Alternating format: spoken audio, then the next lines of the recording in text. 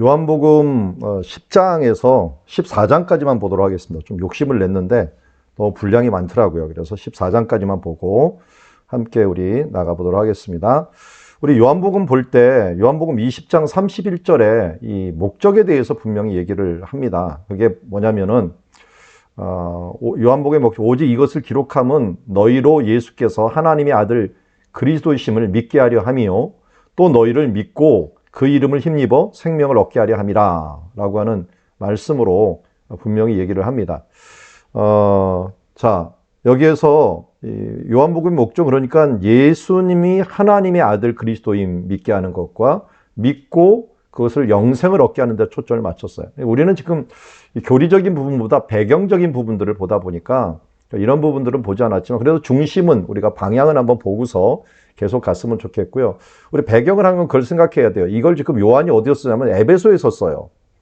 에베소에서 거의 학자들이 여러 의견들이 있지만 이게 아마 요한계시록도 다 기록하고 난 다음에 쓴 것으로 봐요.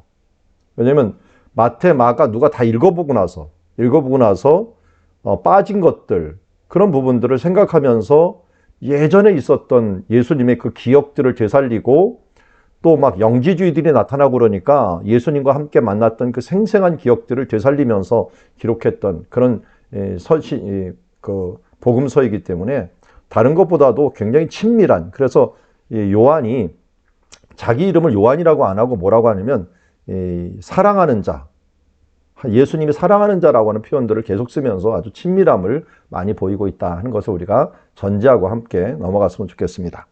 자, 앞에 우리 이제 이 지도를 보면서 움직였던 모습 한번 볼까요? 우리 1장에서는 베단이 있는 곳에 요한이 세례를 주었고요. 그래서 예수님이 세례를 받았습니다.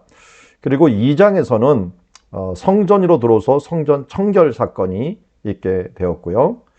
그리고 이 감람산 부근에서 니고데모와 함께 만나서 거듭남에 대해서 3장에서는 이야기를 했습니다. 거듭남. 자, 4장에서는 예수님이 베레아 지역 그곳에 베레아 지역으로 넘어가지는 않고요. 넘어가기 전에 세례를 주면서 사람들과 함께 있었습니다. 여러분들 뭐 요번에 반장님 어떻게 지도 하나 주셨죠? 지도 뒷면이 이겁니다. 입체지도 뒷면이 이걸로 돼 있으니까 입체지도 뒷면 보면은 이거하고 똑같죠? 예. 물론 이거하고 반대로 돼 있어요. 반대로 돼 있는데 거의 비슷한 지도니까 참고해 주시고요.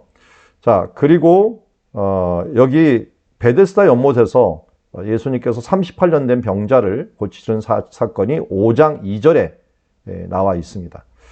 우리가 다 봤던 말씀인데요. 그리고 갈릴리에 가셔갖고 6장 1절에 보면 오병이어 기적을 행하십니다.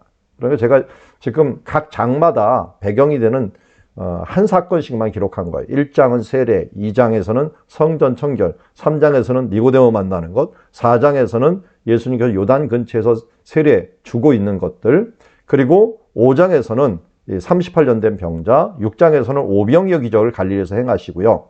7장에서는 초막절이 되셔갖고 올라오십니다. 세 번째 6월절 지난 다음에 6개월, 그러니까 죽으시기 전 6개월 전에 초막절 행하면서 예수님이 생수의 강이 흘러나리라 라고 하는 말씀을 해주시죠. 자, 그리고 나서 8장에 보면은 예수님께서 초막절 후에 간음하다 걸린 여인에 대해서 죄 없는 자가 먼저 치라 라고 하면서 이 말씀을 8장 2절에 해주시고요. 9장에서 베데스다 연못 실로암 목가에서 맹인을 고치시는 사건을 보여주고 있습니다. 자, 여기에서 여러분들이 잘 안 보일까봐 좀 진하게 보이도록 하겠습니다. 자, 너무 진하게 보이나요? 자, 그래도 잘 보이는 게 낫죠? 자, 여기 맹인 9장에서 맹인을 실로암 물가에 가갖고 씻으라 라고 이야기를 했고요. 이제 자, 10장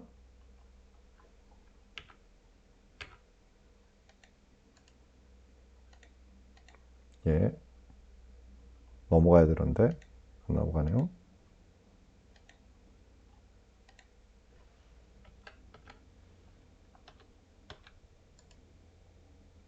예, 뭐가 브레이크가 걸렸나 봅니다.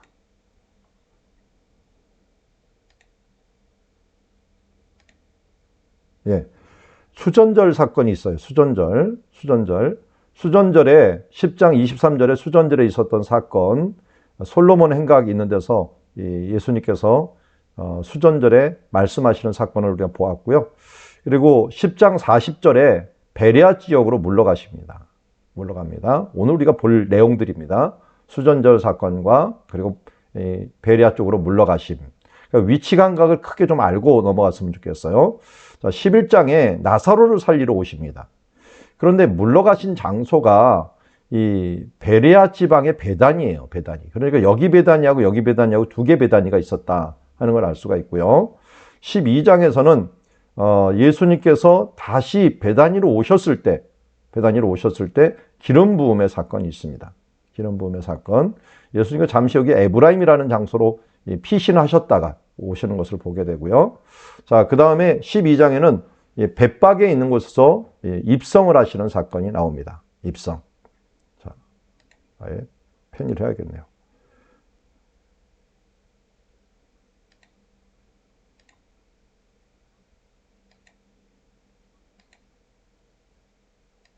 자, 벳박이라고 하는 곳에서 입성을 하셨고요. 그리고 13장에서 마가다락방에서 세족식을 하는 사건이 있게 됩니다. 그래서 여기에서 또 성령님에 대한 부분들을 14장에서 말씀하게 되는데요. 여기에서 이제 13장에서 하신 말씀이 굉장히 많아요. 이 마가복음, 마가의 다락방 강화, 강력한 설교라고 할 정도로 13, 14, 15, 16 이 정도까지도 여기서 다 이야기하는 4장, 17장도 얘기했다는 사람들도 있고요. 그래서 이 마가의 다락방에서 이야기한 것이 오늘 핵심적인 부분들을 14장까지 보겠지만 굉장히 많은 부분들을 하고 우리 다음 시간에 이 부분들을 또 더 연장해서 보도록 하겠습니다. 그래서 오늘 볼 것은 자, 위치를 잘 보면은 맨 처음에 수전절에 있었던 사건 하나 하고요. 성전에서 있었던 것, 물러나 갖고 베레아 지방에 있었던 사건, 여기에서 나사로를 살리기 위해서 오셨다가 이쪽 이제 에브라임이라는 곳이 있는데요. 이쪽으로 잠시 가갖고 이제 갈릴리로 가셨다가 다시 돌아오셔갖고 올라오면서 이제 기름 부음을 마리아에게 받는 옥합을 깨트리는 기적이 있었고요. 그 다음에 13장 세족식과 함께 마가의 다락방에서 말씀하시는 설교가 있게 됩니다. 그래서 이런 정도의 이제 큰 흐름을 보면서 넘어가도록 하겠고요. 여기 오른쪽에 보면 장수가 있어요. 항상 장수가 있으니까 장수를 보면서 여러분들 해주셨으면 좋겠습니다. 자, 10장 말씀 우리 계속 시작하도록 하겠습니다. 10장은 워낙 우리가 유명한 말씀이에요. 내가 진실로 너희에게 이르노니 문을 통하여 양의 우리에 들어가지 아니하고 다른 데로 들어가는 자는 절도요 강도다 라고 하면서 문이라고 하는 말을 하면서 이 예수님이 자신이 뭐라고 얘기를 하냐면은 여기 뒤에 보면 나는 양의 문이다 라고 이야기를 합니다. 그래서 이 예수님이 나는 뭐뭐다 라고 하는 부분들을 굉장히 많이 얘기를 해요. 그런데 여기에 의외로 나는 양의 문이다 라고 하는 표현을 쓰는데 여기에 이제 이 주인과 이 사꾼에 대한 문제들도 이야기하면서 양의 문을 얘기해요. 자, 여기 보면은 배경에서 굉장히 중요한 건데 이게 이렇게 생긴 게 양우리예요. 우리나라 양우리하고 틀리죠. 이 굴이 있고요. 굴이 있고 그 굴 앞에를 이렇게 돌을 이렇게 쌓고 이게 문이 되는 거예요. 문이 되고 이렇게 돌을 이제 높이 쌓아 놓고서 이 앞에 문 앞에 한 소년이 앉아 있죠. 그래서 대부분 이런 데는 나무가 이렇게 많지 않아요. 나무 이런 광야 보세요. 나무가 없다 보니까 사람이 돌은 많으니까 돌을 쌓아 놓고 여기서 한 사람이 이렇게 지키고 앉아 있어요. 그럼 뭐가 될까요? 사람이 목자가 문이 돼 버리는 거예요. 문. 그러니까 내가 양의 문이다 라고 하는 표현은 이 양을 지금 지키고 있는 중에 있다라고 하는 것입니다. 그래서 어떻게 보면은 이 보호라고 하는 관점도 있고요. 돌봄이라고 하는 관점도 있고, 그래서 양의 문이라고 하는 것은 이 이스라엘에서는 양의 문이다라고 말한 것들이 확 다가오죠. 그래도 우리나라는 양의 문이라는 이게 뭔가 문지기인가 이렇게 생각을 하지만 이스라엘은 지키고 있고 지금 양을 지키고 있는 문지기다라는 걸 알 수가 있고요. 이렇게 하면 어떻게 돼요? 양이 이렇게 누워 있어요. 양이 안심하지 않으면 안 누워 있습니다. 항상 이렇게 서 있는데 이 목자가 이렇게 있으면은 누워서 쉼을 가질 수가 있는 거죠. 그래서 이걸 이제 넘어오는 절도라든지 강도 이런 것들을 보호해주고 내가 문이니 누구든지 나로 말미암아 들어가며 구원을 받고 들어가며 나오며 꼴을 얻으리라 하면서 이제 안전하게 보호하고 안전하게 인도해주는 역할들을 해 나간다 하는 것을 보게 됩니다. 그러면서 우리 10절 말씀 아주 유명한 말씀이죠. 우리 제 귀에 들리지는 않지만 입술은 보이니까 우리 같이 한번 읽어볼까요? 10절 말씀 시작. 도둑이 오는 것은 도둑질을 하고 죽이고 멸망시키는 것뿐이요 내가 온 것은 양으로 생명을 얻게 하고 더 풍성히 얻게 하려는 것이니라. 자, 예수님께서 오신 목적이 바로 뭡니까? 뭐 사탄이 오고 다른 사꾼들이 오는 것들은 멸망시키려고 하지만 예수님이 오신 목적은 생명을 얻게 하고 어떻게 더 풍성하게 얻게 함이 이함이다 라고 얘기합니다. 예수님은 실질적으로 우리들의 문이 되셨어요. 언제부터요? 여기 6월절 어린 양 피를 한번 생각해 보세요. 이 피가 뭐예요? 어린 양 피잖아요. 그 어린 양 피로 발랐는데 그 안에 들어가는 그 문 안에 들어가 있는 사람은 사는 거예요. 그 우리가 그 안에 있으면 생명을 얻는 존재가 되는 거죠. 그런 면에서도 예수님이 내가 양의 문이다라고 하는 우리의 생명의 문이다라고 하는 그런 표현이 되기도 합니다. 그러면 어떻게 돼요? 천사가 왔고 심판이 올 때 문을 넘어가잖아요. 넘어가는 거예요. 그러니까 하나님께서 넘어가고 간과하는 일들이 일어나기 때문에 이 양의 문이 되어서 사망의 음침한 골짜기를 지날 때도 예수 그리스도를 통하여 우리 예수 그리스도의 피를 보고 우리 심판이 넘어가는 거죠. 하나님의 화살이 넘어가는 거예요. 그래서 요새 최근에 출애굽기 때 제가 한번 말씀을 드린 적이 있는데요. 여호와께서 우리를 이거 시편에서 나오는 말이거든요. 시편에 보면은 죄를 짓다라고 하는 말이 하타라는 단어가 있어요. 하타라고 하는 단어가 죄를 짓다라는 단어가 있는데 한편으로는 이것이 하타라고 하는 것이 돌본다라고 하는 표현도 돼요. 그러니까 이 하나님의 사람을 갖다가 속죄한다. 속죄한다. 어떤 사람에게는 죄를 짓는다라는 표현이 되고 어떨 때는 죄를 속한다라고 하는 표현이 되어버려요. 히브리어에는 반대말이 많아요. 한 단어인데 해석을 반대로 해야 되는 경우가 많아요. 그 최고의 단어가 가알이라고 하는 단어예요. 가알. 가알이라는 단어가 이 고엘이라는 단어를 만들어 버렸는데요. 이것은 기업무르다라는 말로 우리가 많이 이해를 하고 있지만 사실은 더 많이 사용하는 게 뭐 속죄라고 하는 표현도 돼 있고요. 이 보복이라는 말로도 많이 사용돼요. 그러니까 하나님이 어떤 사람을 딱 보면은 이 사람에 대해서 자기 편이면 어떻게 하느냐. 하나님의 백성이면 그를 기업을 물어줘요. 그러니까 아브라함이 가갖고 롯을 구하는 것처럼. 그렇지만 아브라함이 가갖고 롯을 해치려고 하는 그돌라올 군대를 어떻게 했을까요? 가갖고 그들을 보복을 해줘요. 그러니까 한 단어가 가알이 한 사람에게는 구원이라는 뜻을 가지고 있고 한 사람에게는 보복한다는 말을 피해 보복이라는 뜻을 가지고 있는 그런 단어예요. 그러니까 죄를 짓는다는 것도 마찬가지입니다. 이게 악인들에 대해서는 이 죄진다라고 하는 표현이 있는데요. 그런데 믿는 사람들에게는 뭐가 되느냐? 죄를 속한다는 표현이에요. 죄를 비켜. 근데 이게 왜 나오냐면 화살 쏘는 것 때문에 나와요.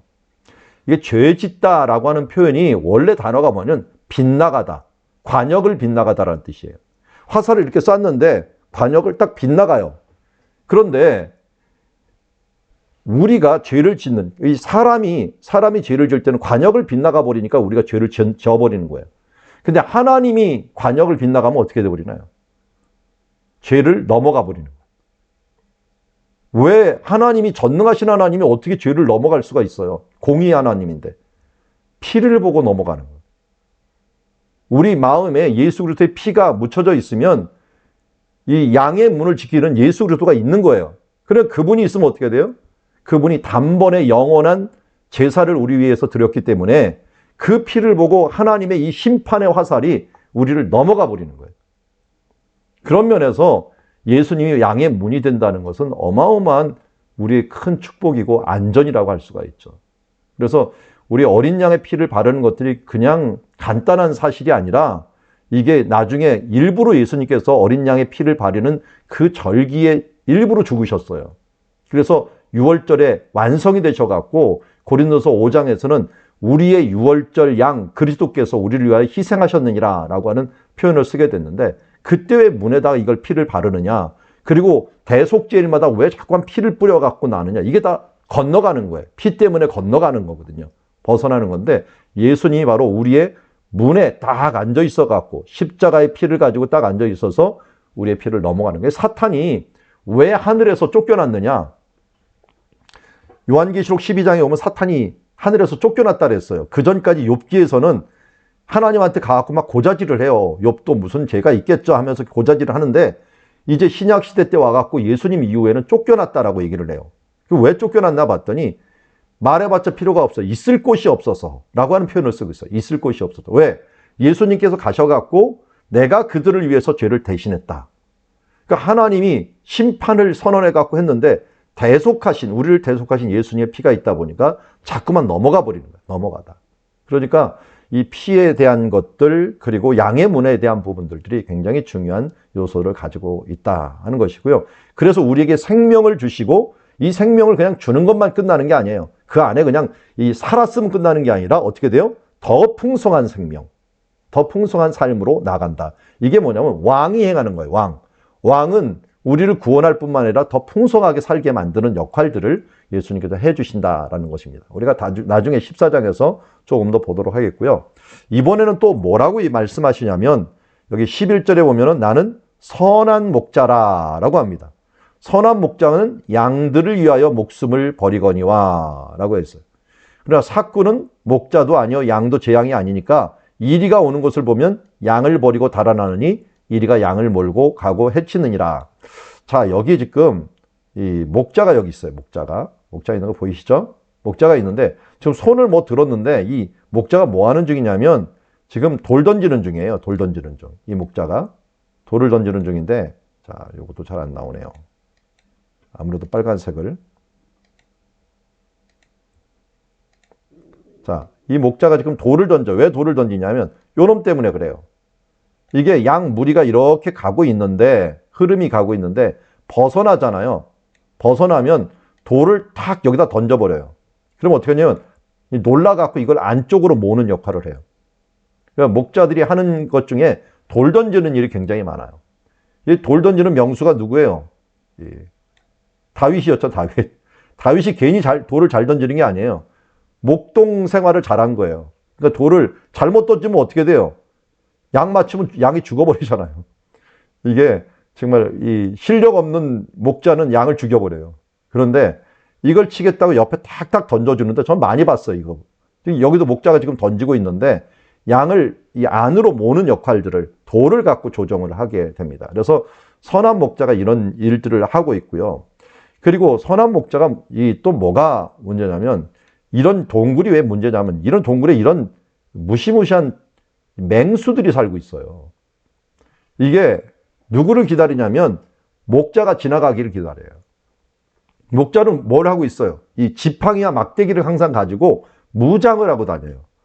그러니까 원래 주인 목자는 양들을 위해서 목숨 걸고 싸워요. 이걸 맹수들도 알아요. 그렇기 때문에 함부로 목자가 있는 데에서는 덤비질 못해요.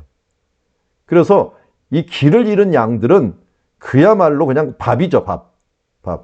그러다 보니까 여기에서 길 잃은 양들을 있을 때까지 딱 기다리다가 이 양들을 죽이는 것을 보게 됩니다. 자, 그러니까 이 목자가 그만큼 역할이 중요한 것을 봐요. 이게 선한 목자는 그래서 자기 생명을 바쳐요. 그런데 여기는 이런 맹수도 알아요. 이게 사꾼인지 아닌지. 사꾼이면 어떻게 돼요? 도망가 버려요. 걸어만 다 살려라.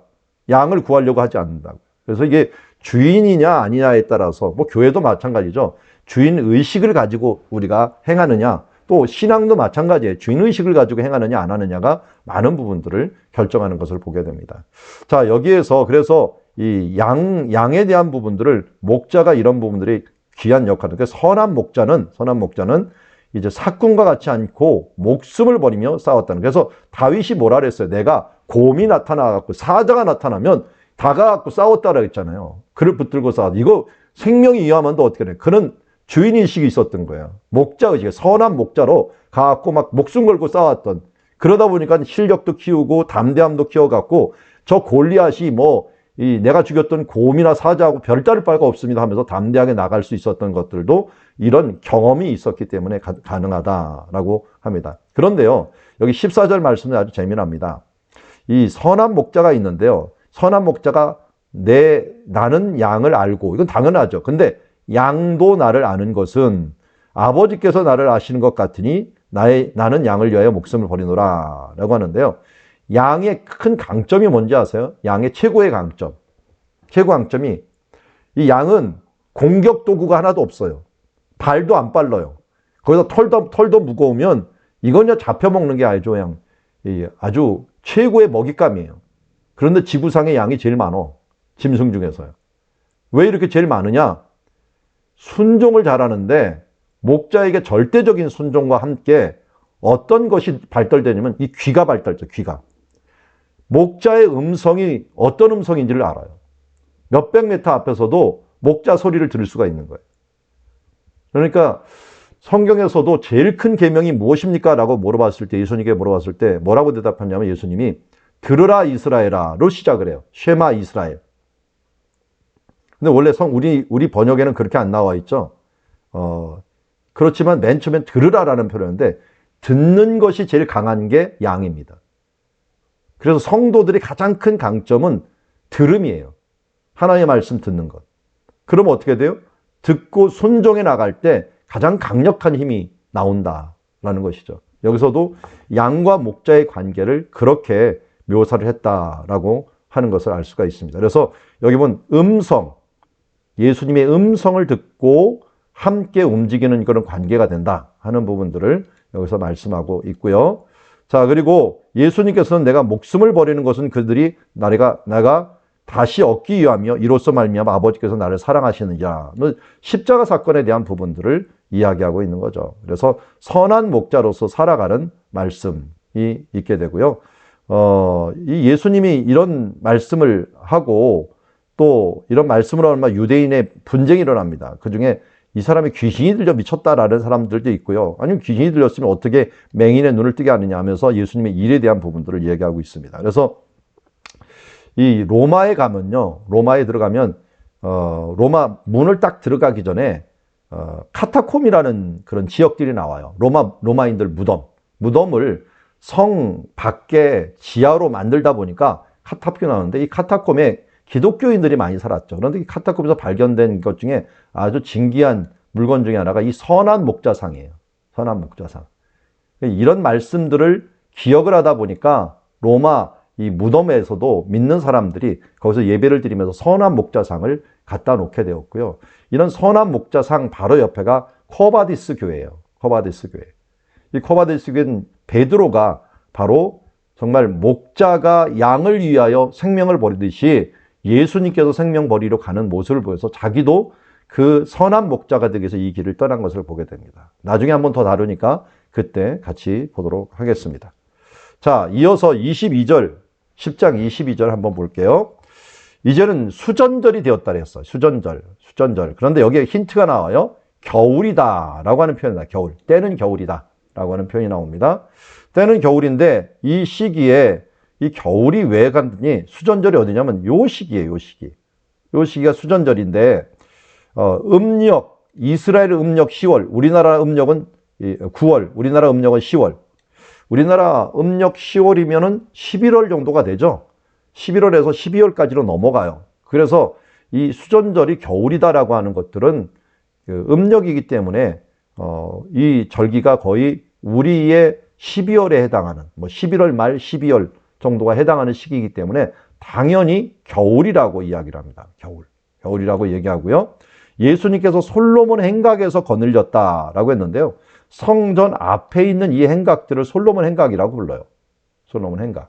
그러니까 성전 앞에 있는 그것도 이제 성전 안입니다. 성전 안. 성전 밖에도 행각이 있어요. 행각. 이것도 솔로몬 행각이라고 부르는데 성전 안에 있는 행각에 있었다라고 얘기를 하고 있고, 여기에서 이 예수님의 이제 정체성을 자꾸 한번 물어보게 되는데, 예수님께서 이 수전절에 왜 성전에 가셨는가? 이 다른 절기보다도 수전절에 가는 건 딱 한 번 나와요.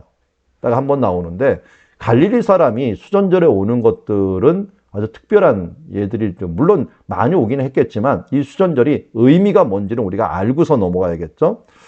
그냥 이 수전절 하면은 우리는 해석을 해버린 거예요. 이거는 해석을 하면 성전을 씻은 날, 성전을 정결케 한 날이라고 해석을 한 거고요. 이스라엘 말은 하누카라고 얘기해요. 하누카. 하누카라고 하는 이 촛대를 말해요. 촛대. 이 촛대를 말하는데 하누카 촛대라고 부르는데요. 여기 하누카라는 말은 촛대가 여기 몇 개가 꽂혀 있어요. 잘 보면 다른 촛대는 7촛대예요. 일반적으로 성전에 있는 것은 7개의 촛대라서 7교회, 7촛대를 얘기하는데, 이 하누카 촛대는 9촛대예요. 요 끝에 있는 가지가 하나가 더 있는 거예요. 가지가 하나 있어서 9개인데, 이 9개의 촛대가 각 가정마다 모두 다 있어요. 유대인의 가정에서 이 촛대 없으면 이건 가짜예요, 가짜. 어디나 다 이 촛대가 있습니다. 왜냐하면 하누카라고는 수전절을 지키기 때문에 그래요. 하누카를 이 유대인들이 더 잘 지키게 된 이유 중에 하나는 성탄절 때문에 그래요. 성탄절 절기하고 수전절은 음력이긴 하지만 거의 날짜가 비슷해져 버려요. 우린 12월 25일 날 성탄절 지키지만 하누카도 12월 초 정도에 지키거든요. 그러니까 유대인이 막 사람들이 추리하고 막 그럴 때 유대인들도 막 추리를 해요. 그게 뭐냐면 하누카 지키는 절기예요. 그러니까 중세를 지내오고 또 근대를 지나오면서 기독교인들이 많아지면서 막 이 성탄절을 할 때 자기네들도 막 할 수 있는 하누카를 만들어버리는 그런 예식들을 하고 있고요. 그래서 하누카 절기를 더 많이 지키게 됐는데, 이때 왜 이 촛대가 중요하느냐 하면은 8일 동안 성전을 정결케 했다라는 거예요. 8일 동안. 누가요? 여기 지금 뭐 우람하게 생긴 사람이 있는데 이 사람이 마카비예요. 마카비. 마카비라고 하는 사람이 이 이스라엘의 이 독립을 정말 이끌었던 영웅이었죠. 우리 중간기라고 하는 그 기가 있는데, 중간기 역사 중에서 생긴 절기 중에 하나가 바로 이 절기죠. 그래서 뭐 이 부분들은 말하려면 기니까요. 어쨌든 마카비 혁명이라는 거 많이 들어보셨을 테니까, 그 사람이 성전을 회복할 때 8일 동안 거쳤다. 근데 왜 9개냐? 그래서 요 가운데 가운데가 톡 튀어나와 있어요. 요 가운데 것이 톡 튀어나왔는데, 이거는 왜냐하면 불쏘시개로 사용하라고. 그래서 이거는 하나 켜놓고, 불쏘시개로 켜놓고 하루에 하나씩 켜갖고 8일 동안 지키는 절기로 이 수전절을 지키게 됩니다. 그러니까 예수님도 오셔갖고는 8일 동안 분명히 지키면서 성전을 깨끗하게 하고 이스라엘이 헬라에서 독립한 날로 이게 기념을 합니다. 근데 로마에 지금 소속돼 있으니까 이 사람들이 더욱더 이 날이 간절하겠죠. 로마의 식민지가 있는데 예전에 헬라에서 우리가 독립했던 것처럼 우리도 주전 164년경이거든요. 164년경에 우리도 다시 한번 독립을 했으면 좋겠다라는 거예요. 생각을 해보세요. 164년이 지났는데 로마에게 지금 압제해 있는 중에 있다 보니까 이게 어떻게든지 독립을 하려고 하는 그런 의식들 때문에 수전절을 더 많이 지키려고 했던 것을 보게 됩니다. 자, 그때는 명절에요. 이런 기름을 가지고 태우다 보니까 기름을 튀겨 갖고 먹는 음식도 있었고요. 초를 키는 것들, 그때 또 팽이 돌리는 또 이런 습관들도 있어요. 왜냐하면 헬라인들이 자기네들을 율법을 못 배우게 만들게 올 때 팽이를 돌리면서 애들이 지켰다 그래서 팽이 돌리는 예식이라든지 이런 부분들을 이야기하면서 그 문화를 만들어가는 것을 보게 됩니다. 저는 이제 이스라엘에 살면서 그런 문화들을 많이 봤는데 참 부러워요. 어떻게 되면 성경을 자기의 문화로 잘 갖고 있다는 거. 뭐 서구 세계에도 부활절 같은데 뭐 부활절 방학 같은 것들이 있잖아요. 최소한. 그러면 뭘 생각을 해요? 부활절이구나 하는 걸 생각하잖아요. 근데 우리는 뭐 방학도 없고 하다 보니까 그냥 지나가 버리는 때가 많이 있잖아요. 그런 것들이 문화로 자리 잡은 것들이 굉장히 많아요. 기독교 문화건 유대인들은 뭐 이 문화뿐만 아니라 여러 가지 뭐 음식까지도 있으니까요. 이때 한우카는 무조건 이런 이 튀긴 도너스 이걸 만들어 갖고 요때만 나와요. 근데 얼마나 맛있는지 모르겠어요. 다른 때는 못 먹어요. 맛있어도. 요때만 나오는 튀김 도너스. 이게 던킨 도너스 저리 가라 할 정도로 안에는 부드럽고 밖에는 바삭바삭하고 위에는 달콤한 뭐 딸기 같은 거나 잼 같은 거 올려놓고 이런 모양으로 만들고 뭐 또 하얀 가루도 뿌리고 해갖고 그냥 맛있을 수밖에 없고요. 그러니까 그걸 생각하는 거예요. 그냥 명절이 되면 기대가 되는 거예요. 아, 이거 맛있는 음식. 한우카. 뭐 여기 또 불임절 같은 때는 무슨 절기입니까? 이때는 에스더서잖아요, 에스더. 이 에스더는 또 이 삼각형 모양의 이 과자가 나오는데 굉장히 또 맛있는 과자가 나와요. 근데 이게 뭐냐 그랬더니 하만의 귀래요, 하만의 귀. 하만의 귀를 뜯어먹는 거예요. 그 맛있는 과자를 줘갖고 하만을 기억하게 만드는 그런 문화들을 만들어 놓는 것을 보게 되고. 그러니까 이런 문화들을 통하여 보게 되고, 제 딸도 그 유치원을 보내놨더니 이 6월절에 뭐라는 가 갑자기 공작 활동을 해왔는데 이 어린 모세가 이렇게 바구니에 있는 거 그걸 만들어 갖고 또 보내는 걸 보게 돼요. 그러니까 시기가 되면은 그 명절에 따른 공작 활동 또 문화, 음식 이런 것들이 있으니까요. 그냥 기억할 수밖에 없고 몸으로 기억할 수밖에 없는. 그러니까 우리는 말씀을 알긴 아는데 우리나라 사람은 정말 기독교인들 열심히 사는 말씀을 알긴 아는데 몸에 체득화되지 못하는 부분들은 이런 문화가 없기 때문에 그럴 때가 많이 있어요. 그래서 이 말씀이 내 삶이 될 수 있도록 이게 어떻게 보면 젖어들 수 있도록 하는 것들, 이런 것들은 우리가 좀 해야 될 숙제 중에 하나가 아닐까 하는 생각을 가지게 됩니다. 자, 어쨌든 이 솔로몬 행각에서 이 유대인들과 함께 이제 부딪혀서 얘기를 하고 있는 것을 보게 됩니다. 그러면서 예수님께 또 양 얘기를 하죠. 양 얘기를 하면서 내 양은 내 음성을 들으며 그들은 알며 나를 따르느니라 하면서 내가 그들에게 영생을 주노니 영원히 멸망하지 아니할 것이요 내 손에서 빼앗을 자가 없느니라. 그들을 주신 내 아버지는 만물보다 크시니 아무도 아버지 손에 빼앗을 수가 없느니라. 자, 여기 지금 제가 골로새에서 이 목자가 저녁에 가는 거를 찍었어요. 그런데 잘 안 보이는데 이 옆에는 큰 양들이 가요. 이 옆에는 큰 양들이 이동을 하고요. 작은 양들, 어린 양은 목자가 딱 집어갖고 가요. 잡아갖고 보호를 해주는 모습을 보게 됩니다. 요새는 방금 전에 제가 이제 교회 오면서 길 옆에가 이제 보도블록이 공사를 하고 있어갖고 우리 교회 올라오는 데가 공사를 하고 있어갖고 이 애완견을 데리고 가는데 길가를 딱 가니까 바로 이 애완견 주인이 어떻게 했을까요? 애완견을 탁 안더라고요. 길 가다 보니까. 안아갖고 안전을 보장하고 하는데 이거하고 굉장히 비슷하더라고요. 요새는 양 대신에 애완견을 생각하시면 됩니다. 이 보호를 하는 그런 모습들을 보는데 예수님께서 내 손에서 빼앗을 자가 없다라고 했잖아요. 왜 빼앗을 수가 없겠어요? 예수님이 전능하신 하나님이다 보니까요. 전능하신 하나님이시다 보니까 빼앗을 자가 없다라는 말들을 수전절에 어떻게 보면은 이 마카비 혁명을 통해서 나라를 얻었는데 나라를 또 잃어버린 거잖아요.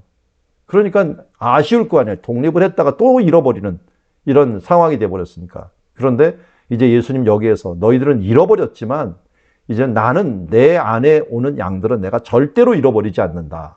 내가 너희를 버리지 아니하고 너희를 떠나지 아니한다라고 하는 말씀을 이제 마태복음 마지막 장 28장 마지막 절에 했잖아요. 그런 것과 마찬가지의 말씀을 주신다 하는 것을 알 수가 있습니다. 근데 예수님이 이때 아주 혁신적인 말을 합니다. 이것 때문에 문제가 되죠. 나와 아버지는 하나이니라. 나와 아버지는 하나이니라. 라는 말을 하는 바람에 이 수전절날 난리가 난 거죠. 난리가 난 거예요. 어떻게 하나님과 하나가 될 수 있느냐. 그러니까 이게 삼일차 하나님을 인정할 수가 없는 거죠. 없으니까 예수님께서 뭐라 그럽니까? 여러 가지로 이 주대인들이 돌을 치려고 하니까 예수님께서 여러 가지 내가 선한 일을 너에게 보였거늘 어찌해 나로 돌로 치느냐. 예수님이 하신 일이 뭡니까? 뭐 물을 포도주로 만드는 일들, 38년 된 병자 고치는 일들, 또 이 오병이어 기적들, 얼마 전에 예루살렘에서 이 맹인을 눈을 뜨게 하는 일들, 이런 일들 했잖아요. 그러니까 예수님이 바로 이 말을 했더니 유대인들이 말해요. 선한 일로 말미암아 하는 것이 아니라 내가 신성모독으로 말미암이라 라고 얘기합니다. 아니 예수님이 무리하게 이런 말을 왜 하셨을까요? 이거는 나중에 보면 알 수 있어요. 더. 예수님이 십자가에 못 박혀 죽으실 때 일부러 이 말을 하십니다. 다른 말은 다 침묵하는데 나와 하나님은 하나이다라는 이 말과 함께 하나님의 아들이다 라고 하는 말을 했을 때는 다른 말은 대답도 안 하다가 이 말을 너희들이 말했다. 이 말은 뭐냐면 그 시대에 그렇다라는 표현이에요. 예수님이 죽으실 때 다른 것으로 죽기를 원하지 않았어요.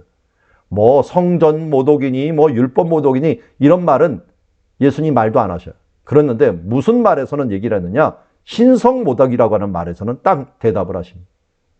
왜 예수님은 자꾸만 나와 하나님은 하나이시다라는 말을 했을까요? 그럼 이 말이 없어지면요.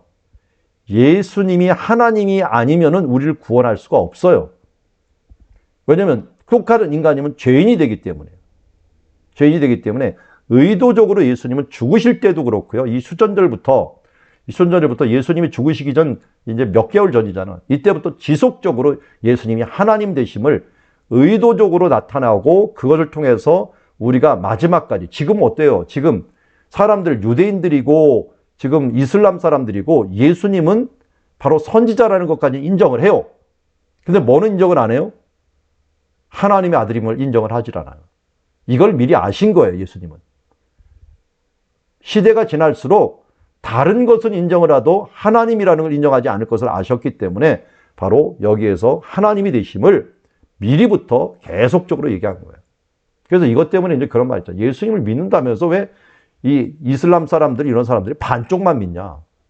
예수님을 얼마나 신뢰하는지 이 모하메드 다음으로 훌륭한 선지자다. 그래서 이름도 예수라고 이름을 짓는 이슬람 사람들이 많아요. 예수라는 이름을 이제 아랍어로 하면 이사라고 불러요. 이사. 이사라는 말로 굉장히 많이 있는데 아마 그 모슬렘 중에 이사라는 이름이 많을 거예요. 그래서 그 이름이 바로 예수라는 이름이에요. 그만큼 존중을 하는데 뭐는 인정을 못하느냐? 하나님의 아들을 인정하지 못하는 거예요. 그래서 여러분도 우리 패션 오브 크라이스트라고 하는 영화 있었잖아요. 이거 이슬람 국가에서 다 상영됐어요. 요르단의 이슬람 국가인데 거기도 다 상영됐어요. 그런데 뭐는 꼭 빼먹느냐? 내가 하나님의 아들이냐라고 할 때 너희들이 말했다. 이 장면은요. 번역을 안 하고 슬쩍 넘어가 버려요. 아예 그걸 잘라버리기도 하고요. 예수님이 말씀하실 때 예수님 말씀을 온전히 믿든지 아니면 거짓말쟁이로 하든지 해야 되는데 이게 부분적으로 믿고 부분적으로 안 믿으니까 이단이 돼버린 거예요. 저는 이 세계에서 제일 큰 이단이 바로 이슬람이라고 봐요. 예수님을 선지자까지는 인정하지만 하나님의 아들을 인정하지 않기 때문에 일어난 예수님이 부활까지도 인정을 해요. 그렇지만 예수님이 하나님의 아들을 인정하지 못하는데 예수님 그걸 아시고 나와 아버지는 하나이다 라고 하는 부분들을 계속적으로 이야기하는 것을 보게 됩니다. 그래서 나중에 여기에 있잖아요. 아직 사람들이 하도 뭐라니까 이 하나님의 말씀을 받은 사람들을 신이라 하셨거든. 하물며 아버지께서 거룩하게 하사 세상에 보내신 나는 하나님의 아들이라 하는 것을 너희가 어찌 신성모독이라 하느냐 하면서 성경까지 인용하면서 그들이 말을 못하게 만듭니다. 그러나 그들에게는 굉장히 불편한 말이었어요. 신성모독은 완전히 사형에 해당하는 말이었거든요. 그래서 내가 아버지 일을 행하지 아니하거든 나를 믿지 말려니와 내가 행하거든 나를 믿지 아니할지라도 그 일은 믿으라 하면서 예수님이 행하는 일은 믿으라라고 말씀하고 있습니다. 그러면서 너희가 아버지께서 내 안에 계시고 내가 아버지 안에 있는 것을 깨달아 알리라 하십니다. 이것도 굉장히 중요한 말이에요. 예수님이 왜 이 땅에 오셨느냐? 우리를 구원하는 것만이 목적이 아니었어요. 하나님이 어떤 분인가를 우리에게 보여주기 위함이에요. 우리 어린이들이 얘기하잖아요. 하나님을 보여주십시오라고 하는 말을 하고 신앙 없는 사람 하나님 보여달라는데 하나님을 보여줬어요. 어떻게 해요? 예수님으로. 예수님이 그래서 나중에 보면 예수님을 본 자가 하나님을 보았다. 빌립이 나중에 질문을 했죠. 그런 것을 보면 왜냐하면 내 안에 계시고 내가 아버지 안에 있음으로 말미암아 삼위일체 하나님이 어떤 분인가를 예수님을 통하여 분명하게 보여줬다는 거예요. 그럼에도 불구하고 이 사람들은 용납할 수가 없죠. 이게 뭐예요? 고정관념이죠. 고정관념이 있다 보니까 도저히 이해할 수가 없었던 거예요. 그래서 예수님을 잡으려고 하니까 예수님이 어디로 갔어요? 요단강 저편으로 갔다. 이게 이제 베레아 지역으로 갔다라는 것인데요. 요단강 저편으로 한번 가보도록 하겠습니다. 그 저편이 어디냐? 자, 여기가 예루살렘이에요. 예루살렘인데 이 유대에서 이 요단강이 이렇게 내려옵니다. 요단강이. 지금 이 앞에 있는 요거는 성지순례 가신 분들은 보신 분들이 있는지 모르겠는데 마다바라고 하는 곳에 있는 지도예요. 6세기, 지금부터 1400년 전에 모자이크로 만든 지도가 교회 바닥에서 발견이 됐는데 성지순례 계획을 위해서 이쪽, 여기가 마다바인데요. 이쪽에 있는 교회에 만들어 놓은 것이었는데 그게 이렇게 지도를 해놨어요. 지도를 해놨는데 이 지도를 해놨고 여기도 보니까 뭐예요? 동쪽이 위죠. 동쪽이 위예요. 동쪽이 위라고 하는 개념을 갖고 북쪽이 왼쪽이에요. 그리고 요단강이 북쪽에서 흘러나와요. 흘러나오는데 요단강 건너편을 뭐라고 그러냐? 베레아 지방이라고 불렀죠. 베레아 지방. 베레아 지방이고 요단강 건너 베레아 지방에 여기 베다니가 있죠. 베다니. 여기에서 예전에 예수님이 세례를 받으셨던 장소가 이쪽이죠. 그리고 이곳에서 그 전에 세례 요한이 사역을 했던 장소예요. 이미 우리는 배웠어요. 그런데 이쪽으로 가셨다는 거예요. 이쪽으로 가셨다. 그래서 여기 보니까 처음으로 세례를 베풀던 곳, 요한이 처음으로 베풀던 곳, 이 베다니 쪽으로 가셨다라고 얘기합니다. 근데 이곳에 가셨는데 많은 사람이 왔다가 말하되 요한은 아무 표적도 행하지 아니었지만 요한이 이 사람을 가리켜 말한 것은 참, 그러니까 요한이 뭐라는 거예요? 예수님을 보고 이분이 그리스도다. 이분을 따르라고 했죠. 심지어 제자들까지도 그에 보내줬죠. 안드레 같은 제자들도 보내줬던 것을 봅니다. 그래서 그리하여 많은 사람이 예수를 믿으니라 하면서 이 베다니에 있었습니다. 요한복음은 이 베다니에 있었던 사건들을 그냥 있었다라고 얘기하지만 누가복음에서는 여기에서 많은 잃은 것에 대한 비유를 여기서 말씀하여 주셔요. 탕자의 비유라든지 드라크마를 잃어버렸다가 찾는 것이라든지 뭐 이 99마리 양 잃어버렸다 찾는 거라든지 이런 부분들을 잃어버린 자들을 구원하는 일들에 대해서 굉장히 말씀을 하셔요. 그런데 이제 요한복음은 그 부분들까지는 다 이야기하지 않고 누가복음에서 주로 이야기를 했고요. 이제 그 다음 11장으로 넘어가서 이제 이곳에 가 있을 때, 베다니로 가 있을 때 무슨 일이 일어났는가 봅니다. 어떤 병자가 있으니는 마리아와 그 자매 마르다라고 해갖고 이 사람이 어디냐? 베다니에 사는 사람이다 라고 합니다.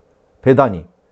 여기 베다니예요. 그러니까 베다니를 얘기할 때는 우리 조심해야 될 게 예루살렘 근처에 있는 베다니냐 아니면 여기 요단강에 있는 베다니냐 하는 부분들을 알아야 돼요.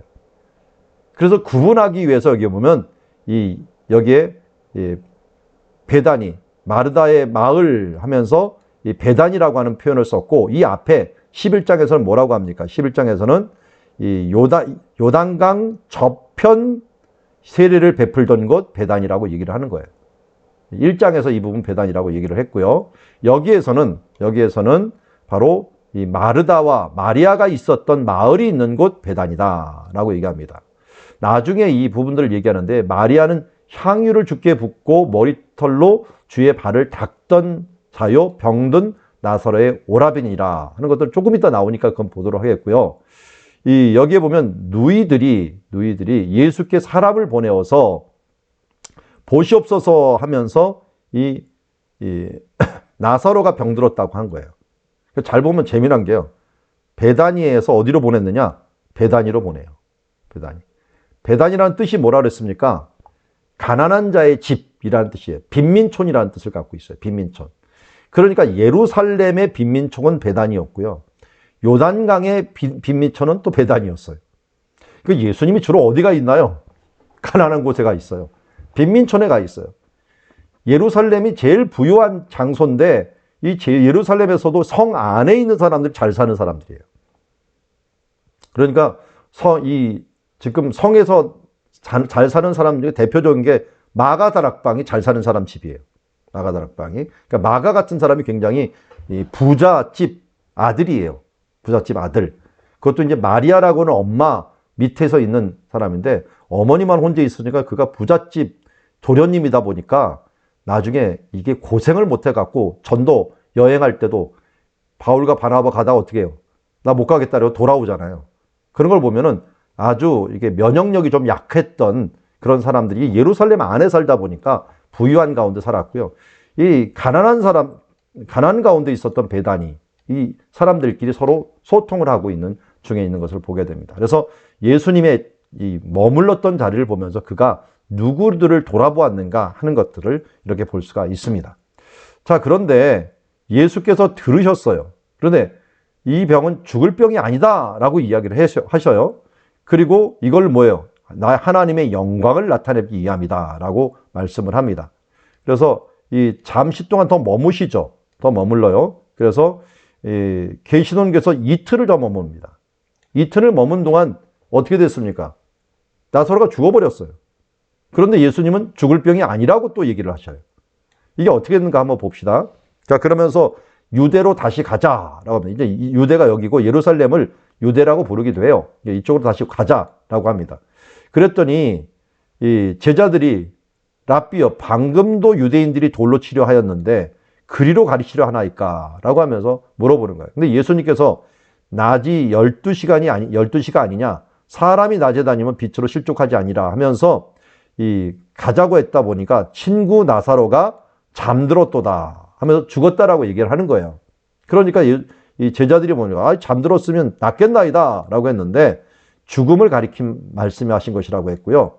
예수님이 하도 간다고 하니까 어떻게 돼요? 디두모라고 하는 도마가 뭐라 그럽니까? 도마가 제자들에게 말해요. 우리도 주와 함께 죽으러 가자 하면서 우리도 함께 죽으러 가자는 유명한 말을 남기는 것을 보게 됩니다. 의심 많은 이 도마가 이게 정말 결단을 위해서 했던 말인가요? 제가 보기에는 비꼬듯이 한 말이에요. 비꼬듯이. 우리도 할 수 없이 예수님과 죽으러 가야겠네 하면서 비꼬듯이 하는 말인데요. 여기 이제 나사로가 있었던 교회가 있고요. 교회가 지금 만들어졌어요. 그곳에. 그러면 이 나사로의 집 그리고 마르다 마리아가 있는 지금 이 모자이크가 있는 장소인데요. 잘 보면은 여기에서 한 가지만 좀 우리가 봤으면 좋겠는데 조금 이따 부활의 사건이 있잖아요. 나사로를 살리는 사건. 예수님께서 사람을 3번 살렸어요. 3번 부활시켰는데 이 위치상으로 여러분 아시나요? 위치상으로 이 위치가 어디인지. 자, 첫 번째 부활은 사실은 여기 수넴 여인 있는 곳이에요. 수넴 여인 있는 그 근처에 나인성 과부의 아들을 살렸어요. 이게 첫 번째 부활이에요. 부활. 그리고 이쪽 밑에 보면은 그 다음에 야이로의 딸을 살려요. 이쪽에 살리고 그 다음 나사로를 살려요. 나사로를 살려. 그런데 여기에 하나 좀 비밀이 숨어 있는 게요. 구약 성경에도 3번 살려요. 죽은 사람이. 첫 번째 살리는 게 여기 베니게라고 하는 곳에 가갖고 여기에 있는 사르밧 과부의 아들을 살려요. 이게 엘리야가 살린 거예요. 그리고 두 번째 살린 게 여기 나인성인데 나인성 바로 옆에 수넴성이 있어요. 수넴성 옆에서 엘리사가 수넴 여인의 아들을 살려요. 그리고 엘리사의 무덤이 어디 있는지는 모르지만요. 주로 엘리사의 무덤이 여리고 근처에 있다고 추정을 해요. 지금도 그곳으로 추정을 하는데요. 엘리사의 무덤인데 이곳에 엘리사 무덤이 베단이나 요 근처에 엘리야가 승천했던 장소 아니면 요 근처에 있다고 추정을 하는데 여기서 그의 뼈에 죽은 사람이 닿았을 때 엘리사 뼈에 사람이 닿았을 때 한번 살아난 적이 있어요. 그러니까 구약 성경에는 3번 살아난 적이 있거든요. 근데 참 위치를 보면 참 재미났지 않아요? 여기 이 중부 쪽에서 아래쪽에서 한 번 일어나고요. 중앙 이스라엘 골짜기 있는 모래산이 있는 데서 한 번 일어나고요. 또 북쪽 있는 데서 또 한 번 일어납니다. 그러니까 신구약이 위치가 북쪽, 중부, 남부 이렇게 부활이 구약에도 신약에도 또 이렇게 3번이 같이 일어나는 모습을 보게 됩니다. 물론 사도행전까지 치면은 좀 다르죠. 여기 요빠 항구에서도 이 살리는 일들도 있었지만 어쨌든 예수님과 관계에 대해서 구약을 본다면 이런 식으로 일어나는 것들을 우리가 보게 됩니다. 그런 관점을 가지고서 나사로도 보면은 엘리사가 죽은 뼈에 죽은 사람이 닿았는데 엘리사 뼈에 살아나는 모습들 이런 모습이 예수님이 엘리사하고 가장 닮았잖아요. 엘리사가 하나님은 구원이시다는 뜻이고 예수님도 여호와는 구원이시다는 뜻이잖아요. 그러다 보니까 행하는 일들과 이런 부분들이 서로 겹친다 하는 것들을 우리가 보게 됩니다. 자, 이제 예수님께서 나사로의 무덤으로 올라오십니다. 나사로가 무덤에 있은 지 이미 나흘이 되었어요. 가는데 사람들이 한 이틀 걸렸고요. 오는데 거기서 이틀을 머물러요, 예수님께서. 그리고 오는데도 이틀이 걸려요. 그러니까 6일 뒤에 오다 보니까 이미 죽은 지가 사흘이, 하루, 이틀, 사흘, 나흘, 4일이 된 거예요. 4일이 된 거예요. 그러니까 이미 사람이 도착했을 때 나사로는 이미 죽어버렸어요. 그리고 예수님이 이틀 머물고 또 이틀 올라오다 보니까 4일이 죽은 지가 오래된 거예요. 그러면 이스라엘 사람들은요, 죽자마자 무조건 장사를 지내요. 하루 내에. 왜냐하면 날씨가 덥기 때문에요. 만 하루를 지나면 썩어버려요. 냄새가 나기 때문에. 그래서 예수님도 십자가에서 내리자마자 바로 세마포로 해갖고 장사를 지낸 거예요. 24시간 안에 무조건 이것을 해놔야 돼요. 해놔야하기 때문에 나사로는 이미 들어간 상태고 3일 정도가 지나면 썩은 냄새가 나요. 그렇기 때문에 이 무덤을 갖다가 사실은 이 석회로 발라요. 석회로 밀봉을 해버려요. 그래서 냄새 안 나오도록. 썩은 냄새 나기 때문에. 그렇게 되기 때문에 사실은 이 밀봉은 언제 하냐면 3일이 지난 다음에요. 3일이 지난 다음. 왜냐하면 이 3일 뒤에 가고 이 무덤이 제대로 있나 하는 부분들을 돌아보면서 향유를 더 많이 부어요. 왜냐하면 썩은 냄새가 좀 덜 나라고. 향유를 붓는 예식을 하거든요. 그래서 예수님이 죽자마자 무덤에 들어가셨고 부활한 지 3일 만에 여인들이 찾아갔잖아요. 여인들이 왜 찾아갔느냐? 향유 부으려고 그런 거예요. 향유. 더 썩은 냄새 덜 나게 하려고 이걸 부으려고 갔는데 무덤이 열려버린 거예요. 그때까지는 이제 밀봉을 하진 않죠. 그런데 이 유대인들이 밀봉을 해버렸어요. 사람들이 와갖고 훔쳐갈까 봐. 밀봉을 해고 로마 병사까지 막 지켜버리는 거예요.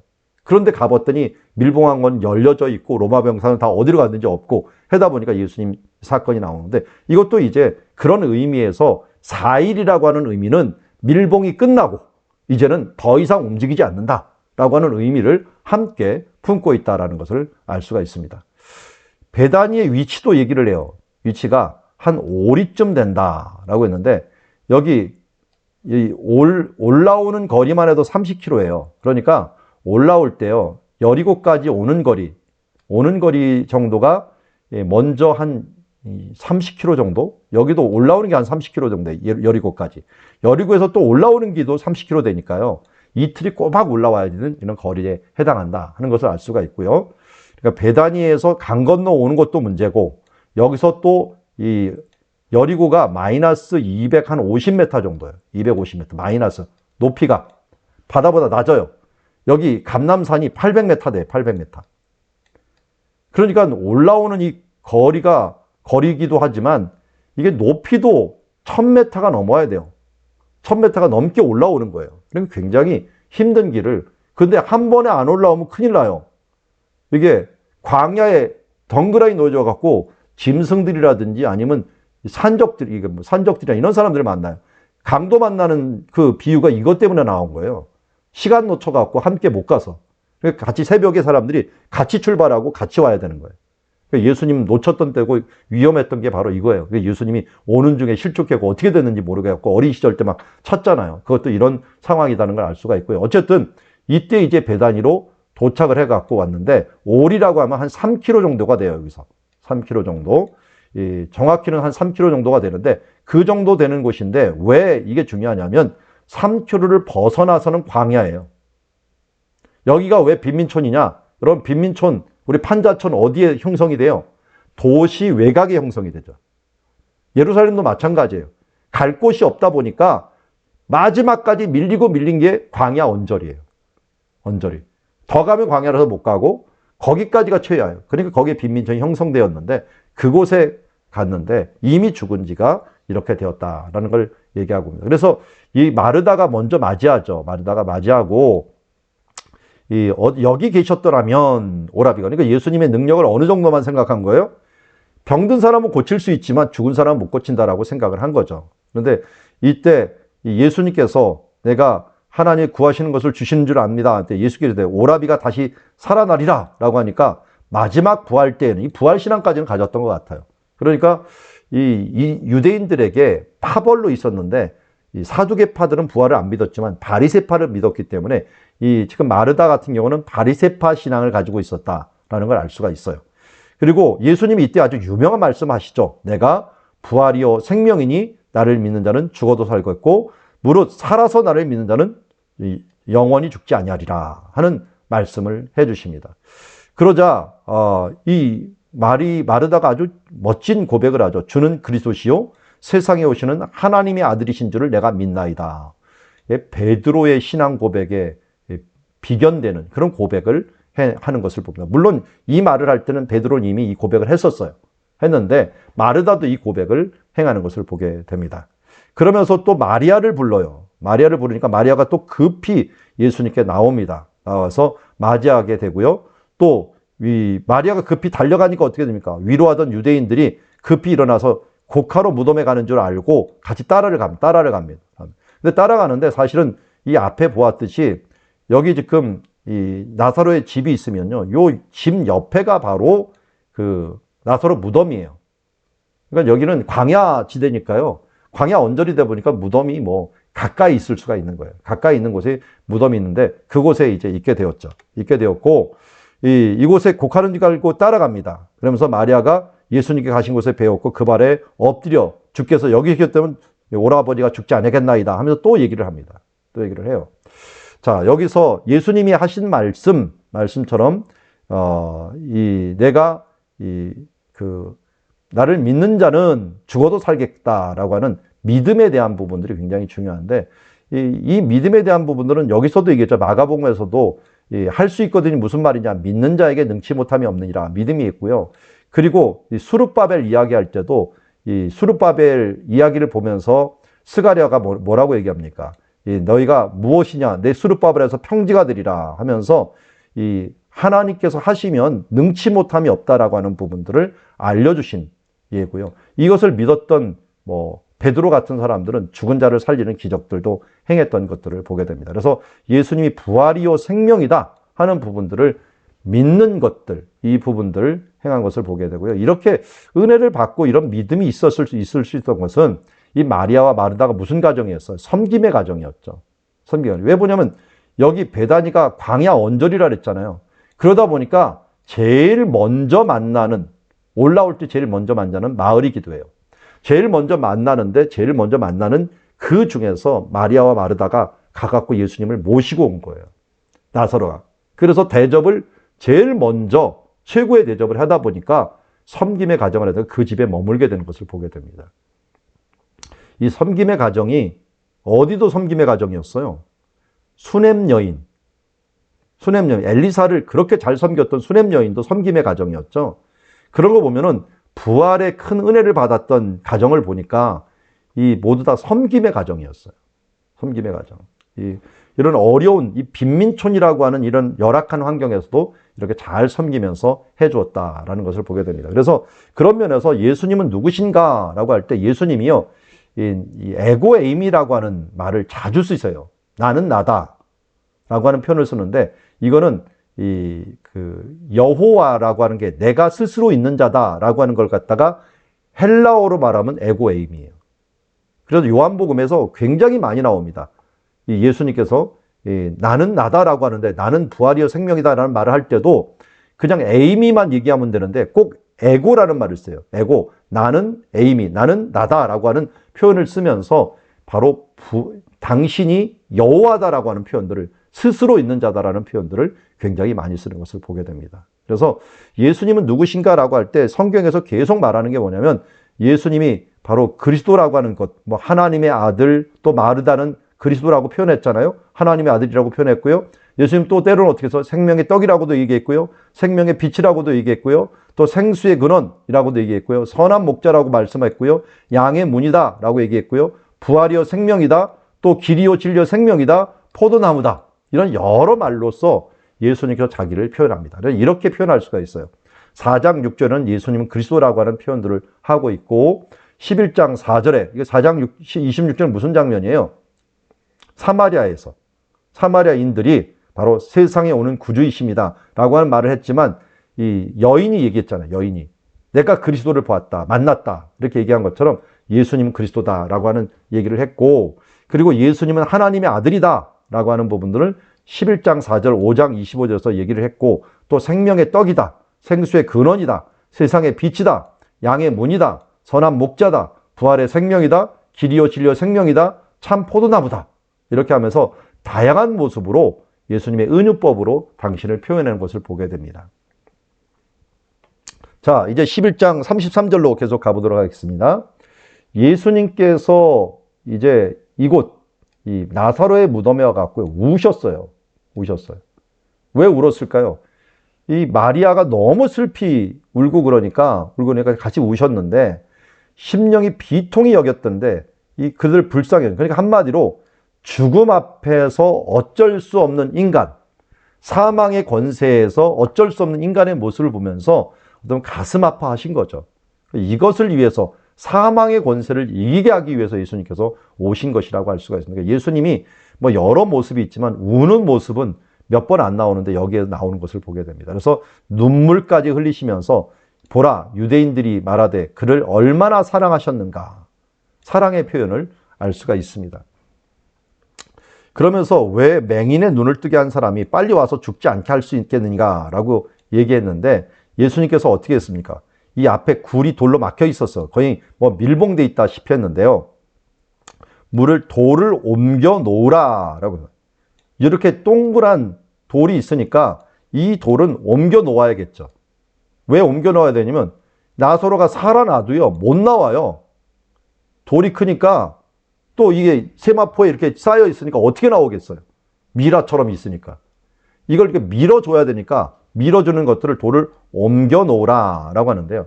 여기서 참 귀한 게 나오죠. 예수님이 살려도 돌은 우리가 옮겨야 돼요. 이게 마음문 열기에 마음문 열기. 마음문 열어갖고 어떻게 그가 예수님의 음성을 들을 수 있도록 해주는 거죠. 돌을 옮겨 놓는 일들. 그걸 해주었고요. 결국은 죽은 벌써 냄새가 나는 이제 모든 장례가 끝나갖고 이제 냄새가 나는데 이거를 하면서 내가 하나님을 믿으면 하나님의 영광을 보리라 해갖고 그러면서 기도를 하셔. 눈을 들어 우러러 보시고 이르시되 아버지와 내 말을 들으심을 감사나이다. 예수님을 보면 미리 감사를 많이 해요. 저도 요번에 딸내미가 영국에서 뭐 좀 워크 비자를 받아갖고 갔는데 직장이 코로나 기간이라서 잘 안 잡히는 모양이에요. 근데 요번에 제 아내가 주특기를 또 사용을 하더라고요. 미리 감사원금을 또 몇백만 원을 또 하겠다고 하면서 했어요. 예전에도 대학교 보낼 때도요. 우리가 뭐 목회자 집안이니까 재수시킬 돈 없다. 하나님 앞에 다 맡기고 미리 감사하자 해갖고 또 미리 감사도 그때도 한 수백만 원 한 것 같아요. 이 재수할 돈 쓰지 말고 주님께 맡기면서 좀 미리 감사하자라고 했는데 성공했어요. 둘 다 미리 감사가 성공을 해갖고 다 했는데 요번에도 이 주특기를 사용하다 하나님 앞에 좀 쪼르는 모습이죠. 어떻게 보면 미리 감사할 때니까 하나님 알아서 하십시오 하면서 미리 감사하는데 여기 예수님도 보니까 미리 감사를 해버리네요. 이미 들었음을 감사해버려요. 아직 일어난 것도 아닌데 일어난 것도 감사한데 여러분 좀 땡겨 쓰는 것들 여러분 잘 아시죠? 주특기잖아요. 신용카드 다 땡겨 쓰는 거잖아요. 다음 달에 낼 거 다 땡겨 쓰는 거잖아요. 지금 땡겨 쓰기 잘하잖아요. 천국도 땡겨 쓰세요. 천국의 기쁨 땡겨 쓰고 천국의 그 상급도 좀 땡겨 쓰고 해갖고 우리가 이 땅에 어떻게 기뻐할 수 있어요? 하늘의 그 기쁨을 지금 땡겨 쓰면 되는 거예요. 땡겨서 지금 그 안에서 기뻐하는 거예요. 감사. 하늘나라에서 얼마나 감사하겠어요. 그 감사도 미리 땡겨 쓰는 거예요. 이미 이루어진 줄 믿고. 그래서 우리 기독교 신앙은 이미지만 아직이라고 하잖아요. 이미지만 아직. 아직 이루어지지 않았지만 이미 이루어졌어요. 이루어졌기 때문에 우리는 미리 감사하고 미리 찬양하고 우리가 살아가는 그리스도인의 삶들이 그렇다는 거예요. 여기서 바라보는 게 그런 것을 이야기하고 있습니다. 그러면서 내 말을 항상 들은 줄 알았나이다 하면서 기도하고 그리고 나서 큰 소리로 해서 나사로야 나오너라 라고 했더니 나사로가 나오는 것을 보게 됩니다. 바로 예수님이 생명이요 부활이라는 것을 이게 예수님이 죽으시기 전에 몇 달 전이에요. 그러니까 이 9월에 있고 수전절이 이 9월이었고요. 그 다음 올라오신 거니까 아마 한두 달 전에 이 일들이 일어난 거예요. 조금 있다는 예수님이 직접 무덤에서 이제 살아날 것인데 살리기도 하시고 자신도 살아나시는 분이라는 걸 여기도 말하고 있는 것을 보게 됩니다. 그래서 수족을 배로 베고 있기 때문에 이것을 풀어놓아 다니게 하라. 이것도 우리가 할 일이죠. 그러니까 우리가 해야 될 일은 뭐냐면 마음문 열기. 그리고 그가 예수를 믿었으면 어떻게 돼요? 풀어갖고 활동할 수 있도록 하는 일들. 이런 부분들을 우리가 해야 된다 하는 것들을 이야기하고 있어요. 그래서 여기가 나사로의 교회인데요. 교회가 있고요. 이 교회 앞에 이 부분에 이제 무덤인데, 무덤이 이렇게 생겼어요. 무덤이 이렇게 생겼는데 요 지하로 내려가요. 지하에 있는 무덤을, 동굴 무덤이고 동굴 아래 있는 무덤이 있어요. 제가요, 사진을 요 근처에 베다니에 집을 짓다 보니까 이게 찍혀버렸어. 나중에 보니까 무슨 미라처럼 돼 있더라고. 집 무너진 모양인데 굉장히 큰 집 무너진 모양이에요. 그래서 나중에 보니까 이게 미라가 나오는 모습, 이 나사로 모습하고 굉장히 비슷하네 해갖고 제가 여기다가 사진을 올려놨는데, 이게 베다니에 있는 무너진 집이에요. 지금도 이 무너진 집이 있는지 없는지는 모르겠는데 어쨌든 하나 남은 것들을 제가 찍어왔습니다. 이 일들 때문에 이제 문제가 일어납니다. 무슨 문제가 일어나냐면, 이 하신 일을 많이 본 유대인들이요, 믿는 사람이 있었지만요, 어떤 사람은 어떻게 돼요? 이걸 바리새인들에 가서 알려요. 그러니까 어떻게 돼요? 이 대제사장과 바리새인들은 어떻게 됩니까? 공회를 아예 모아갖고 이 표적을 행하니까 어떻게, 죽은 자가 살아나니까 이 사람들이 어떻게 돼요? 예수 믿어야 되잖아요. 믿는 건커녕 어떻게 됩니까? 우리가 어떻게 하겠느냐 하면서, 이게 우리 땅과 민족, 한마디로 우리의 인기와 권세를 잊어버릴 것이다 해갖고, 이때 대제사장 가야바가 뭐라고 합니까? 한 사람이 백성을 위해 죽는 것이 온 민족이 망하지 않는 것보다 낫다 그래서 예수님을 죽이기로 결정을 하는 거죠. 죽이기로 결정하는 거예요. 그래서 근데 이 말이 뭡니까? 스스로 함이 아니라 예수님께서 민족을 위하시고 민족뿐만 아니라 흩어진 하나님의 자녀를 위하여 죽으실 것을 미리 말하는 것이. 그들도 알지도 못하는 사이에 바로 이 부분들을 작당을 하는데, 이 작당이 어떻게 보면 예수님의 죽으심이 바로 모든 민족을 위한 것이다 하는 것들을 알려줍니다. 여기서 근데 저는 더 큰 것은 하나 발견돼요. 뭐가 되면, 기적을 행하면요, 죽은 사람이 살아나면 어떤 일이 일어날까요? 제가 만약 우리 교회에 와갖고 어떤 사람이 장례식을 하는데 가갖고 장례식장에서 죽은 사람을 살려내버렸어요. 입관 예배를 하는데 갑자기 제가 안수를 하니까 입관하는 사람이 벌떡 일어나갖고 살았어요. 그럼 어떤 일이 벌어질까요? 야, 정말 대단하다고 예수 믿는 사람들이 많아질까요? 물론 많아지겠죠. 여기서 믿는 사람들이 있었으니까. 그런데요, 한편으로는 시기와 질투 때문에 죽이려고 하는 사람이 늘어나요. 더 박해하는 사람도 늘어난다는 거예요. 그래서 기적으로 사람이 예수 믿는 게 아니라는 거예요. 이걸 하면은, 여러분 혹시 우리 가족 중에서 예수 안 믿는 사람들이 내가 무슨 선행을 해갖고 더 큰 능력을 통해갖고 그가 예수를 믿을 거라고 착각하면 안 돼요. 내가 선행을 해갖고 하나님의 영광을 나타낼 수는 있어요. 그렇지만 그것 때문에 예수를 믿는 건 아니에요. 예수님의 은혜와 긍휼이 있어야 되는 거죠. 믿음으로 구원 얻지 우리의 선행에 감동을 입어갖고 기적을 보고 예수를 믿는다 이렇게 착각을 하면 안 된다 하는 것입니다. 예수님을 보면, 이 부분을 보면 더 알아요. 예수님 믿었으면 이 기적을 다 믿었게요. 근데 그렇게 안 믿는다는 거예요. 차라리 예수를 죽이려고 모의하는 일들이 벌어지게 됩니다. 그러다 보니까 예수님이 어떻게 했어요? 피신을 해요. 어디를 피신했는가 봤더니 예수님께서 이날부터 예루살렘 가까우니까 이 에브라임이라고 하는 곳에 가는데, 이게 빈들 가까운 곳 에브라임이라고 했어요. 아까 제가 위치를 한번 알려드렸어요. 예루살렘에서 북쪽으로 가는 거예요. 여기 보니까 멀리 여기 예루살렘이 있는데요. 북쪽으로 오신 거예요. 북쪽으로 이렇게 오셨는데, 오신 장소가 지금 타이베라고 부르는 장소가 있고요. 이 구약 성경에서는 오브라라고 불러요. 오브라길이라고. 이게 오브라길로 이 사울 왕 때에 블레셋 사람들이 믹마스라는 것을 차지하고서 오브라길까지 가서 점령을 했다라는 표현을 해요. 한쪽은 베토론 길로, 한쪽은 오브라길로, 한쪽은 광야길로 가서 점령을 했다라는데, 이 타이베라는 지금 현재 장소가 오브라예요. 오브라까지 갔고요. 여기서 이 능선을 따라서 쫙 가면요, 림몬바이가 나와요. 림몬바이는 사사기 20장에서 이 베냐민 족속 600명만 남았고 피한 장소가 림몬바이예요. 배운 지 얼마 안 되셨죠? 림몬바이.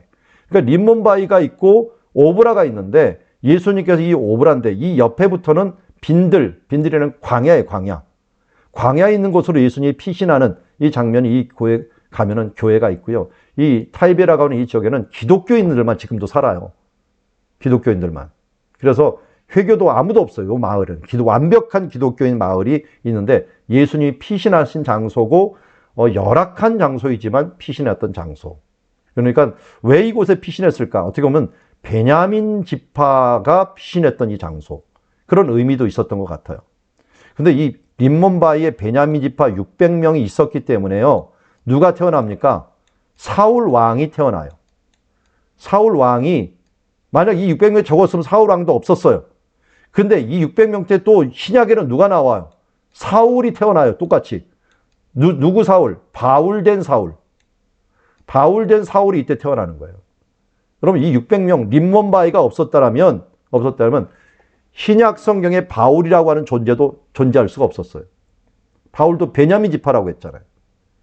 그러니까 예수님도 아마 분명히 이곳에 오셔서 바울 생각을 하셨을 거예요. 앞으로 여기 후손이었던 바울이 내 일을 이어가고 큰 일을 행할 텐데 라고 하는 그런 분명히 생각도 하셨을 것이라고 봅니다. 그런 부분들이 바로 여기에 나타나는 표현이다 할 수 있습니다. 그래서 여기에 갔던 에브라임으로 갔다. 에브라임이라고 하는 곳이라 갔다는데 에브라임, 오브라, 지금은 타이베 혹은 림몬바이 이런 지역으로 여러분들 아시면 좋겠고요. 이렇게 머무시다가 이제 어디로 갔느냐? 갈릴리로 가셨어요. 갈릴리로 가신 다음에 뭐 열문둥병자 고치는 일들 이런 것을 하신 다음에 어디로 왔느냐? 유대인의 유월절이 가까움으로 예수님께서 예루살렘으로 올라오고 있었습니다. 올라와서 이 예수님을 성전에 찾으니까 예수님이 안 계시는 거예요. 이제 이 유월절이 마지막 유월절이죠. 마지막 유월절에 예수님께서 올라오시는 장면이 이제 12장에 나오게 됩니다. 예수님이 이제 30km 정도, 여리고에서 30km 정도를 올라와 갖고 또 예루살렘 성전으로 이제 들어오게 되는데요. 들어오게 되는데 유월절 엿새 전에 베다니에 이르렀다. 아까 설명을 11장에서 앞에 했지만 그 사건이 이 사건이에요. 이 사건. 유월절 엿새 전에라고 하는 베다니에 일어납니다. 그리고 여기에서 나사로를 살린 곳이다. 이때는 예수님의 인기가 대단했겠죠. 한 몇 달 전에 이 일이 일어났으니까 사람들이 예수님에 대해서 굉장히 주목하고 있었을 거예요. 그럴 때 이 마르다는 일을 하고 마리아는 지극히 비싼 향유, 이게 나드 한 근, 그리고 이 비싼 나드 한 근을 했는데 이 값이 얼마느냐? 300데나리온이에요. 여러분 300데나리온은 그냥 이렇게 이상하게 생각하지 뭐 계산하려고 하지 말고요. 1데나리온이 하루 품삯이에요. 그러니까 300데나리온 1년 품삯이다 생각합니다. 1년 동안 품삯을 다 들여갖고 여기에서 예수님의 머리, 발, 그것도 자기 여인의 이 자존심이었던 이 머리카락을 갖다가 하면서 예수님을 닦아주는 걸 봅니다. 그런데요, 다른 복음서에서는 이름이 안 나와요. 마리아라는 이름이. 한 여인이라고 나오는데 요한복음에서는 이름이 나와요. 그리고 제자 중에 한 명이 이 부분들을 구해서 300돈에 파는 것이 낫다는데 이번에는 이름도 나와요. 가룟 유다라고 하는 이름도 언급을 해요. 그리고 가룟 유다가 왜 이 말을 했는가 했는데 가난한 사람들을 생각함이 아니라 아예 그는 도둑이라고 얘기합니다. 도둑. 왜냐하면 나중에 알고 봤더니 돈꾀를 맞고 거기 있는 것을 넣어서 훔쳐가는 일을 했어요. 이것 때문에 가룟 유다는 이 돈에 뭐 요새 말로 하면 환장을 했고요. 이것 때문에 지금 돈을 지속적으로 예수님이 사람의 마음을 꿰뚫어 보고 있는 걸 알면서도 불구하고 계속 이 부분들에 대해서 팔아넘기는 일들을 하고 있었던 거예요. 훔쳐가는 일들을 하고 있었던 거예요. 자, 여기에서 이 지금 300데나리온이라는 것은요, 정말 대단한 거예요. 왜냐하면 만약 여기 예루살렘 성전 안에 이 안에서 만약 누군가 300데나리온으로 기름을 부었다면 특히 마가의 다락방에서 만약 그랬다면은 그럴 수 있어. 왜요? 워낙 부자니까. 예루살렘 부자니까. 근데 여기는 뭐라고요? 빈민촌이에요. 빈민촌에서 1년치 뭐 요새 뭐 3천만 원, 5천만 원에 해당하는 부분들을 들여갖고 예수님을 대접한 거예요. 기름을 부은 거예요. 그러니까 이해를 할 수가 없는 거야, 이해를. 옆에서. 이거 주변에 다 가난한 사람들인데 이 사람한테 줄 것이 이걸 허비를 하느냐라고 얘기를 한 거죠. 이해가 됩니다. 그런데 예수님이 이걸 뭐라고 합니까? 가만히도 장래할 날을 준비하라. 예수님이 이 기름 부음을 받을 때요, 향유옥합을 받을 때 예수님은 무슨 의미로 받았느냐? 장래로 받았어. 왜냐하면 예수님이 얼마 후에 죽을 거라는 걸 사람들이 계속 얘기했고 마리아도 분명히 들었을 거예요.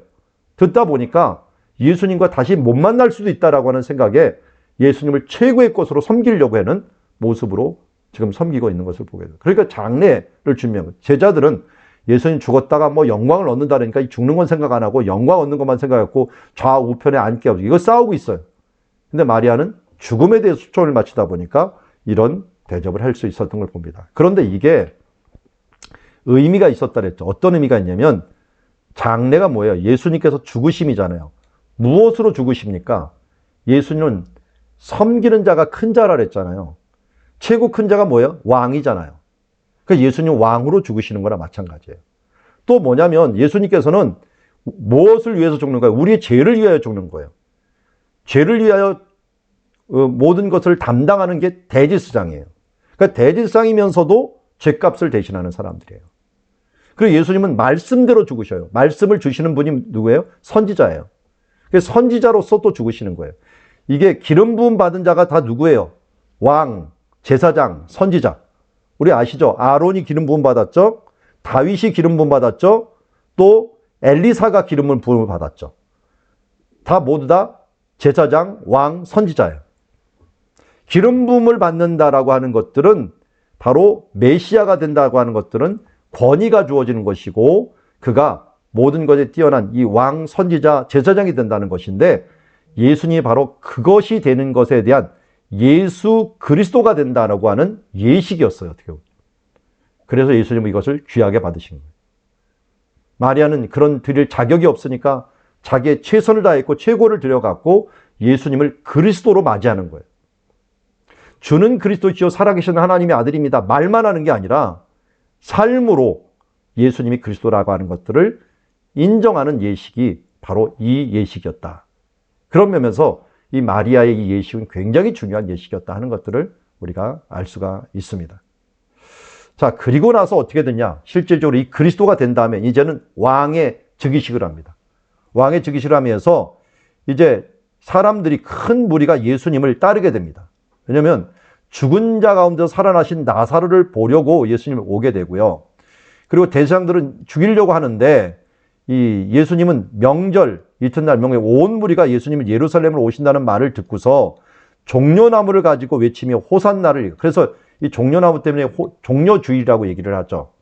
호산나 찬양을 하는데 우리가 미리 그 전에 보았어요. 호산나 찬양은 언제 하는 거예요? 초막절 날 하는 거예요. 초막절 마지막 날 우리를 구원하서 하는 건데 초막절 6개월 뒤에 이 일들을 행하면서 호산나 찬송을 하면서 이스라엘 왕이여 라고 하는데 왜 이스라엘 왕이냐면 나귀 타고 성전으로 입성한 사람이 솔로몬이에요. 솔로몬이 왕이 즉위식을 할 때 이렇게 했어요. 열왕기상 1장이죠. 이렇게 하다 보니까 이 부분들을 보면서 사람들은 지식 있는 사람은 뭐라냐? 아, 이게 왕이 즉위식이구나 하는 걸 알았던 거예요. 그래서 위협감을 느낀 거예요. 그런데 한 나귀를 타죠. 어린 나귀. 그냥 나귀를 탔으면 누구의 나귀를 타면 누구에 이어서 왕이 되는 거였지만 어린 나귀는 뭐예요? 아무도 이게 처음 왕이에요. 처음 왕. 최초의 왕이자 거기에다가 겸손의 왕이었어요. 겸손의 왕. 그래서 스가랴서 9장 9절에서는 겸손으로 왕이 되셨다라고 하는 부분을 얘기해요. 그래서 저도 사진을 찍었던 것들이 어린 나귀를 한번 찍어봤는데요. 이 어린 나귀 옆에는 어미 나귀가 반드시 있어요. 그래서 어미 나귀를 데리고 오면 어린 나귀가 데리고 오게 되죠. 근데 어미 나귀가 있고 어린 나귀가 있는데 예수님이 어미 나귀는 안 타고 어린 나귀만 탔어요. 근데 이 나귀를 사람들이 그냥 자원해서 줬어요. 왜 줬을까요? 이 앞에 있는 것 때문에요. 나사로를 살린 일들, 이것 때문에 예수님이 나귀 가져간다니까 더 많은 무리가 따라온 거예요. 뭔가 큰 일을 또 행하려고 하는 것보다 해가고 올 때 사람들이 나귀를 타자마자 깔아주고 종려나무 흔들며 이게 이 의식이 왕직의식이거든요. 왕직의식을 하면서 이는 시온에 따라 두려워하지 말라. 보라 너의 왕이 나귀 새끼를 타고 오신다 함. 이게 스가랴서 9장 9장 말씀을 이루려 합니다. 라고 하는 부분들을 여기서 이야기하고 있는 것을 봅니다. 그래서 나사로를 무덤에서 불러내어 죽은 자를 살리실 때 함께 하던 무리가 증언한지라. 그리고 얼마나 열광적이겠어요. 예수님이 드디어 뭔가 하려고 하는구나 하는 걸 알고 이게 대단한 뭔가 이루어질 줄 알고 유대인들이, 제가 여기 지금 사진을 찍어 왔는데 종려주일 날 사진 찍은 거예요. 이때 기독교인들이 이제 행진하는 모습이에요. 행진하는 모습인데 이게 분명히 이렇게 행진했을 거예요. 예수님 갔을 때 이렇게 유대인들이 100만 이상이 모였댔거든요. 거기에 예루살렘 성에. 그러니까 수많은 무리가 꽉 차갖고 예수님을 막 환호하면서 예수님과 함께 갔을 것이라고 봅니다. 그러니까 이 바리새인들이 위협감을 느꼈죠. 말하되 볼지어다 너희 하는 일이 쓸데없다. 보라 세상이 그들을 따르노다 하면서 위협감을 느끼게 됩니다. 그러자 명절에 이제 함께 왔던 헬라인이 누구냐? 이 사람들은 개종한 유대인들이죠. 사람들이 예수님에 대해서 열광을 하니까 한번 만나기를 원한 거예요. 그래서 누구한테 하면 베세다 사람 빌립에게 부탁을 했어요. 그랬더니 빌립에게 청하여 이르되 선생님 예수를 만나보게 됐더니 빌립이 누구한테 해줘요? 안드레한테 해줘요. 누가 생각이 납니까? 이거 오병이어 기적 생각납니까? 예수님이 이 베세다 들녘이잖아요. 그러니까 베세다 들녘에서 왜 말했어요? 빌립이 거기 출신이니까. 좀 사와라 그랬더니 이 같은 고향 출신이 안드레잖아요. 근데 꼭 안드레가 중계를 해요. 베드로도 안드레가 중계를 해갖고 예수님의 제자 됐고요. 이번에도 그 전에 오병이어 기적 때도 안드레가 중계를 해갖고 이 소년 도시락이 가져왔고요. 이번에도 안드레가 하는 거죠. 그러니까 사람마다 좀 은사가 있는 것 같아요. 바나바 같은 은사죠. 바나바가 중간자 역할을 잘하는 것처럼 제자 중에서는 안드레가 굉장히 잘했다 하는 걸 우리가 알 수가 있습니다. 그래서 인자가 영광을 얻을 때가 왔다라고 얘기를 하고요. 그러면서 한 알의 미랄이, 이런 미랄이 떨어져서 죽지 아니하면 한 알 일에 그대로 있고 많은 열매를 맺는다 하면서 자기 생명을 사랑하는 자는 잃어버릴 것이요 또 생명을 미워하는 자는 영생을 얻을 것이다 라고 말씀을 하신 것을 보게 됩니다. 그러면서도 마음이 괴롭다. 무슨 말을 하리요 하면서 여기 왔더니 헬라 사람들과 함께 있을 때 한 말이죠. 그러면서 아버지여 이 때를 면하게 하여 주옵소서. 그러나 내가 이 때를 위하여 왔나이다 라고 해서 아버지의 이름을 영광스럽게 하옵소서 하시니 이번에도 어떻게 하늘에서 소리가 들린 거예요. 그러니까 평상시에 예수님은 함께 소통을 하고 있었다는 걸 알 수가 있어요. 내가 이미 영광스럽게 했고 다시 영광스럽게 하였다. 그러니까 뭡니까? 십자가 사건이 무슨 사건이라는 거예요? 굉장히 힘든 사건이지만 이건 영광스러운 사건이라는 거예요. 영광스럽게 할 것이라는 것입니다. 그래서 천둥이 울었다도 하고 천사가 말했다라고 표현하는데요. 이 소리가 난 것은 너희를 위한 것이다 라고 얘기했고요. 이 세상 임금이 뭡니까?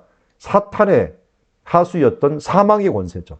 사망의 권세가 결국 예수 그리스도 십자가를 통하여 벗어날 것이다. 이게 6월절 일이라고 할 수가 있죠.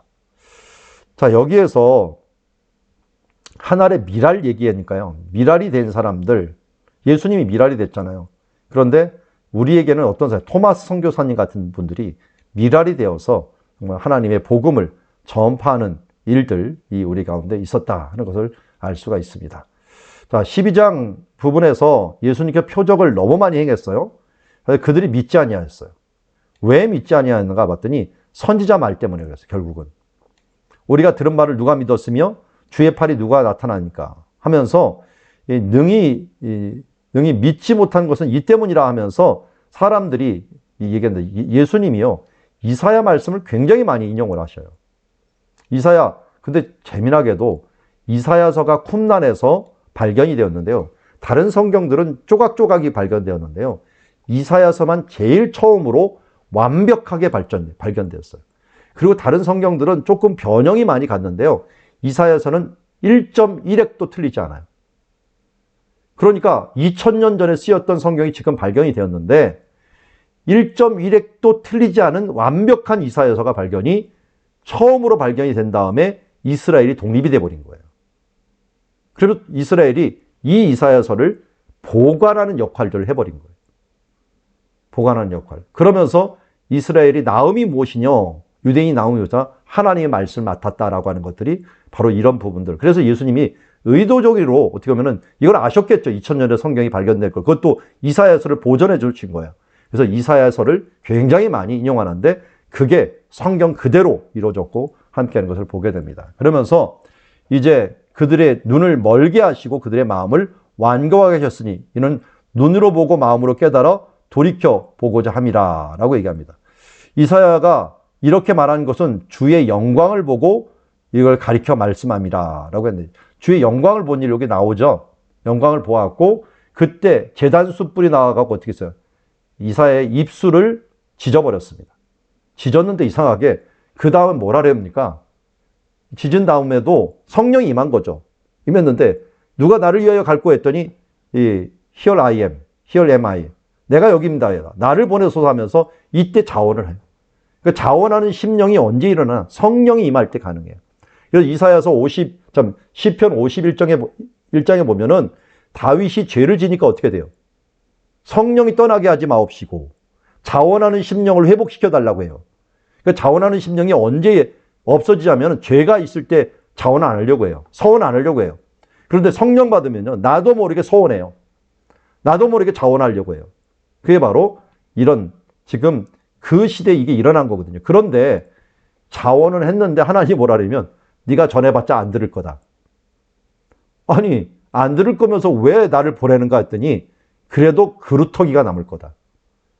그러니까 우리가 전해봤자 안 들을 것 같지만 끊임없이 전해야 되는 것은 그 중에 그루터기가 있다는 거예요. 그루터기가. 그래서 그것을 지금 이 말씀을 하고 있다 하는 것을 알 수가 있고요.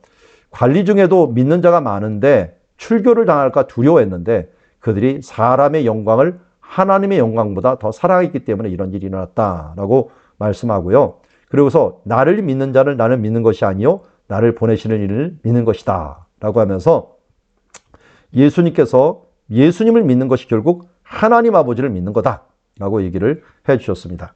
그러면서 47절에 오면 내가 온 것은 세상을 심판하려 함이 아니요 세상을 구원하려 함이라 말씀하셨고 그리고 나를 저버리고 내 말을 받지 아니하는 자는 심판을 받으리가 있으니 또 내가 자의로 말한 것이 아니라 나를 보내시니 아버지께서 말한 것이다. 그러니까 예수님이 오셔갖고 하신 일 중에 천국 복음을 알려주잖아요. 이건 뭐냐면 하나님의 의도가 무엇인가를 우리에게 말씀하신다는 거예요.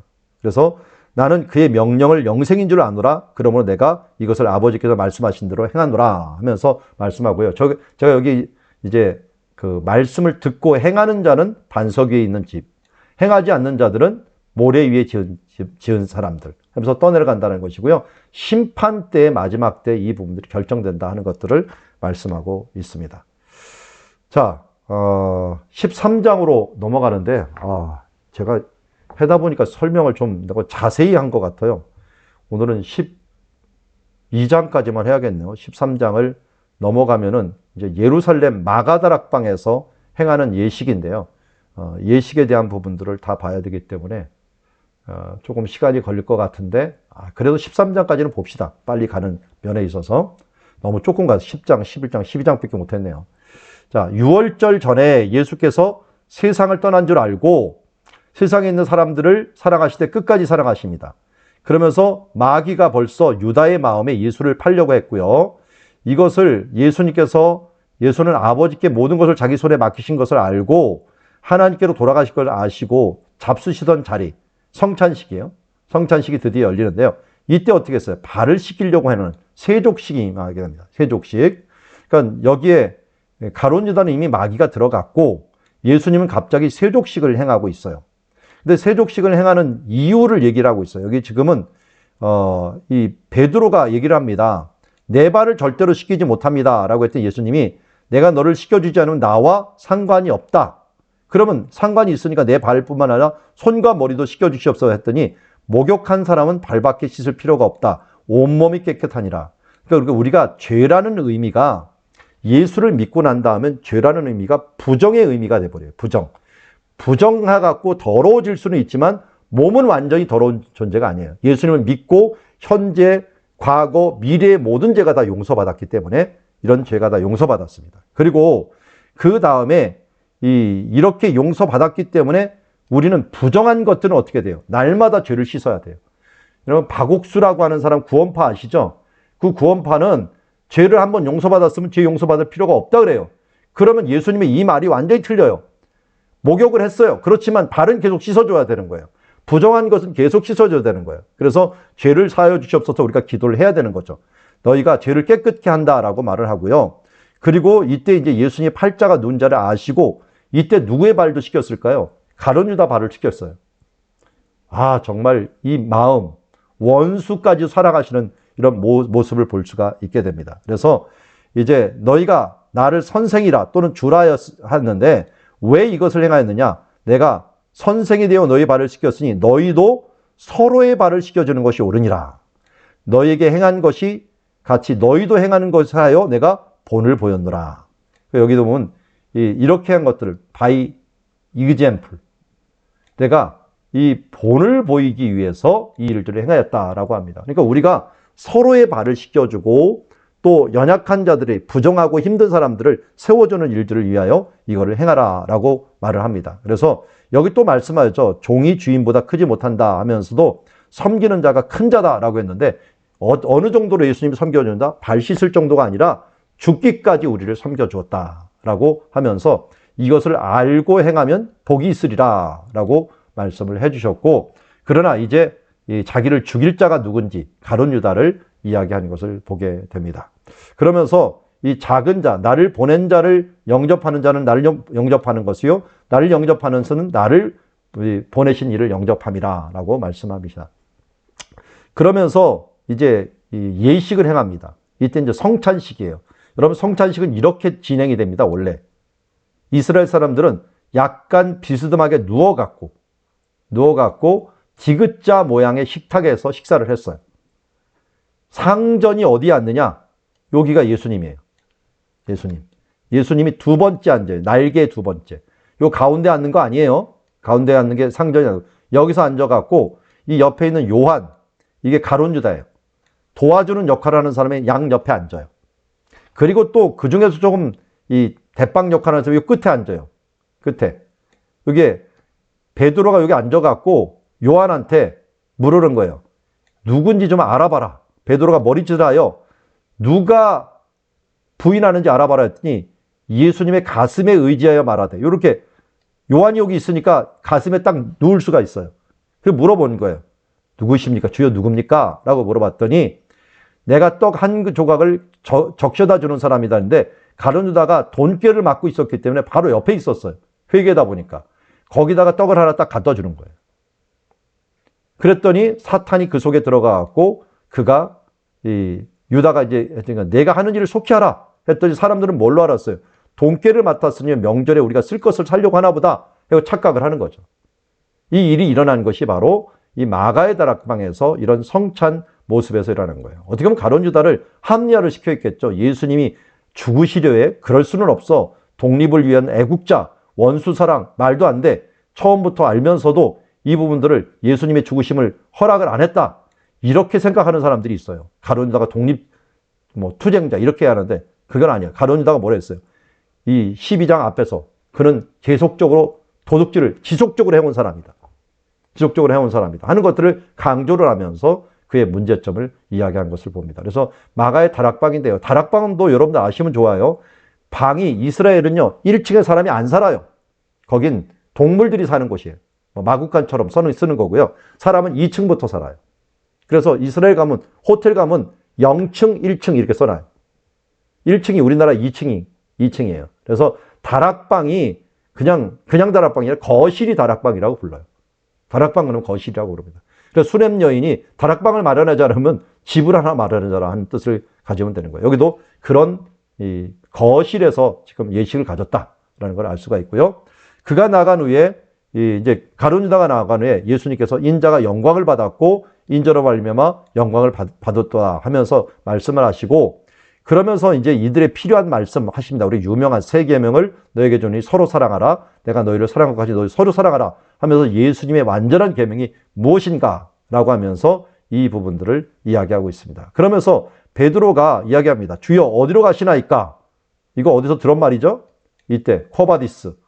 도미니에 라고 말했던 이 말인데, 나중에 이 말 예수님이 로마에서 자기가 사람들이 피해갖고 로마에 박해가 있으나 도망 나온 거예요. 그래서 성문을 나왔어요. 이제는 자유로 나가면 돼요. 그런데 예수님이 환상으로 보인 거죠.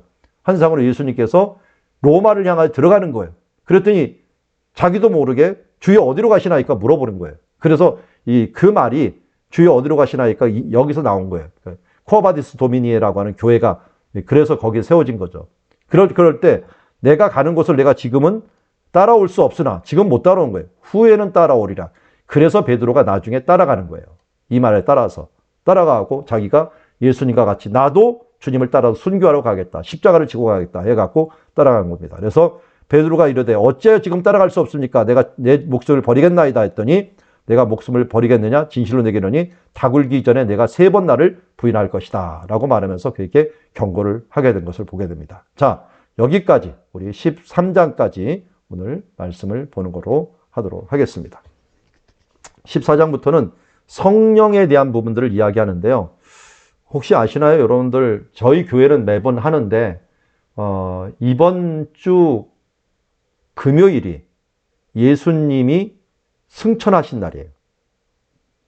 절기로 치자면은 예수님이 승천하시면서 뭐라고 말씀하셨나요? 예루살렘을 떠나지 말고 아버지가 약속한 성령을 기다리라고 했잖아요. 그래서 이 마가의 다락방, 예수님께서 성찬식을 하신 이 마가의 다락방, 새 언약을 하신 이 마가의 다락방에서 제자들이 10일 동안 열심히 기도했고 그 다음에 50일째 된 날, 예수님이 부활하신 지 50일째 되는 날 성령을 받게 됩니다. 그게 바로 오순절이죠. 오순절. 초실절에 부활하시고 오순절에 성령이 임했는데 40일 동안 세상에 계신 거죠. 그러니까 앞으로 금요일마다 여러분들 더 열심히 기도해서 성령을 위해서 우리가 기도하는 날이 되었으면 좋겠어요. 그래서 성령을 받기 위해서 제자들이 10일 동안 기도했던 이 기간이 저는 너무나 귀해갖고 우리 교회는 이제 10일 동안 그 성령 강림 10일 기도회를 해요. 그래서 성령 강림절이 우리 성경으로 보면 맥주감사절이거든요. 맥주감사절이기 때문에 맥주감사절이자 성령 강림절 축하를 하고 그 전에 10일 동안 열심히 기도하는 의식들을 제가 매주 8시에 모여갖고 우리 성도들이 간절히 기도하는 시간이 있는데 이때마다 하나님이 큰 은혜를 줘요. 뭐 어떤 사람 방언을 사모하는 사람도 방언을 받기도 하고 또 문제가 있었던 분들은 해결을 받기도 하고 때로는 답답했던 부분들이 열려지는 역사들도 많이 일어나는 것을 보는데요. 그러면 하나님이 은혜 주실 만한 때 은혜 받으라 그랬잖아요. 이 절기 잘 지키는 게 중요합니다.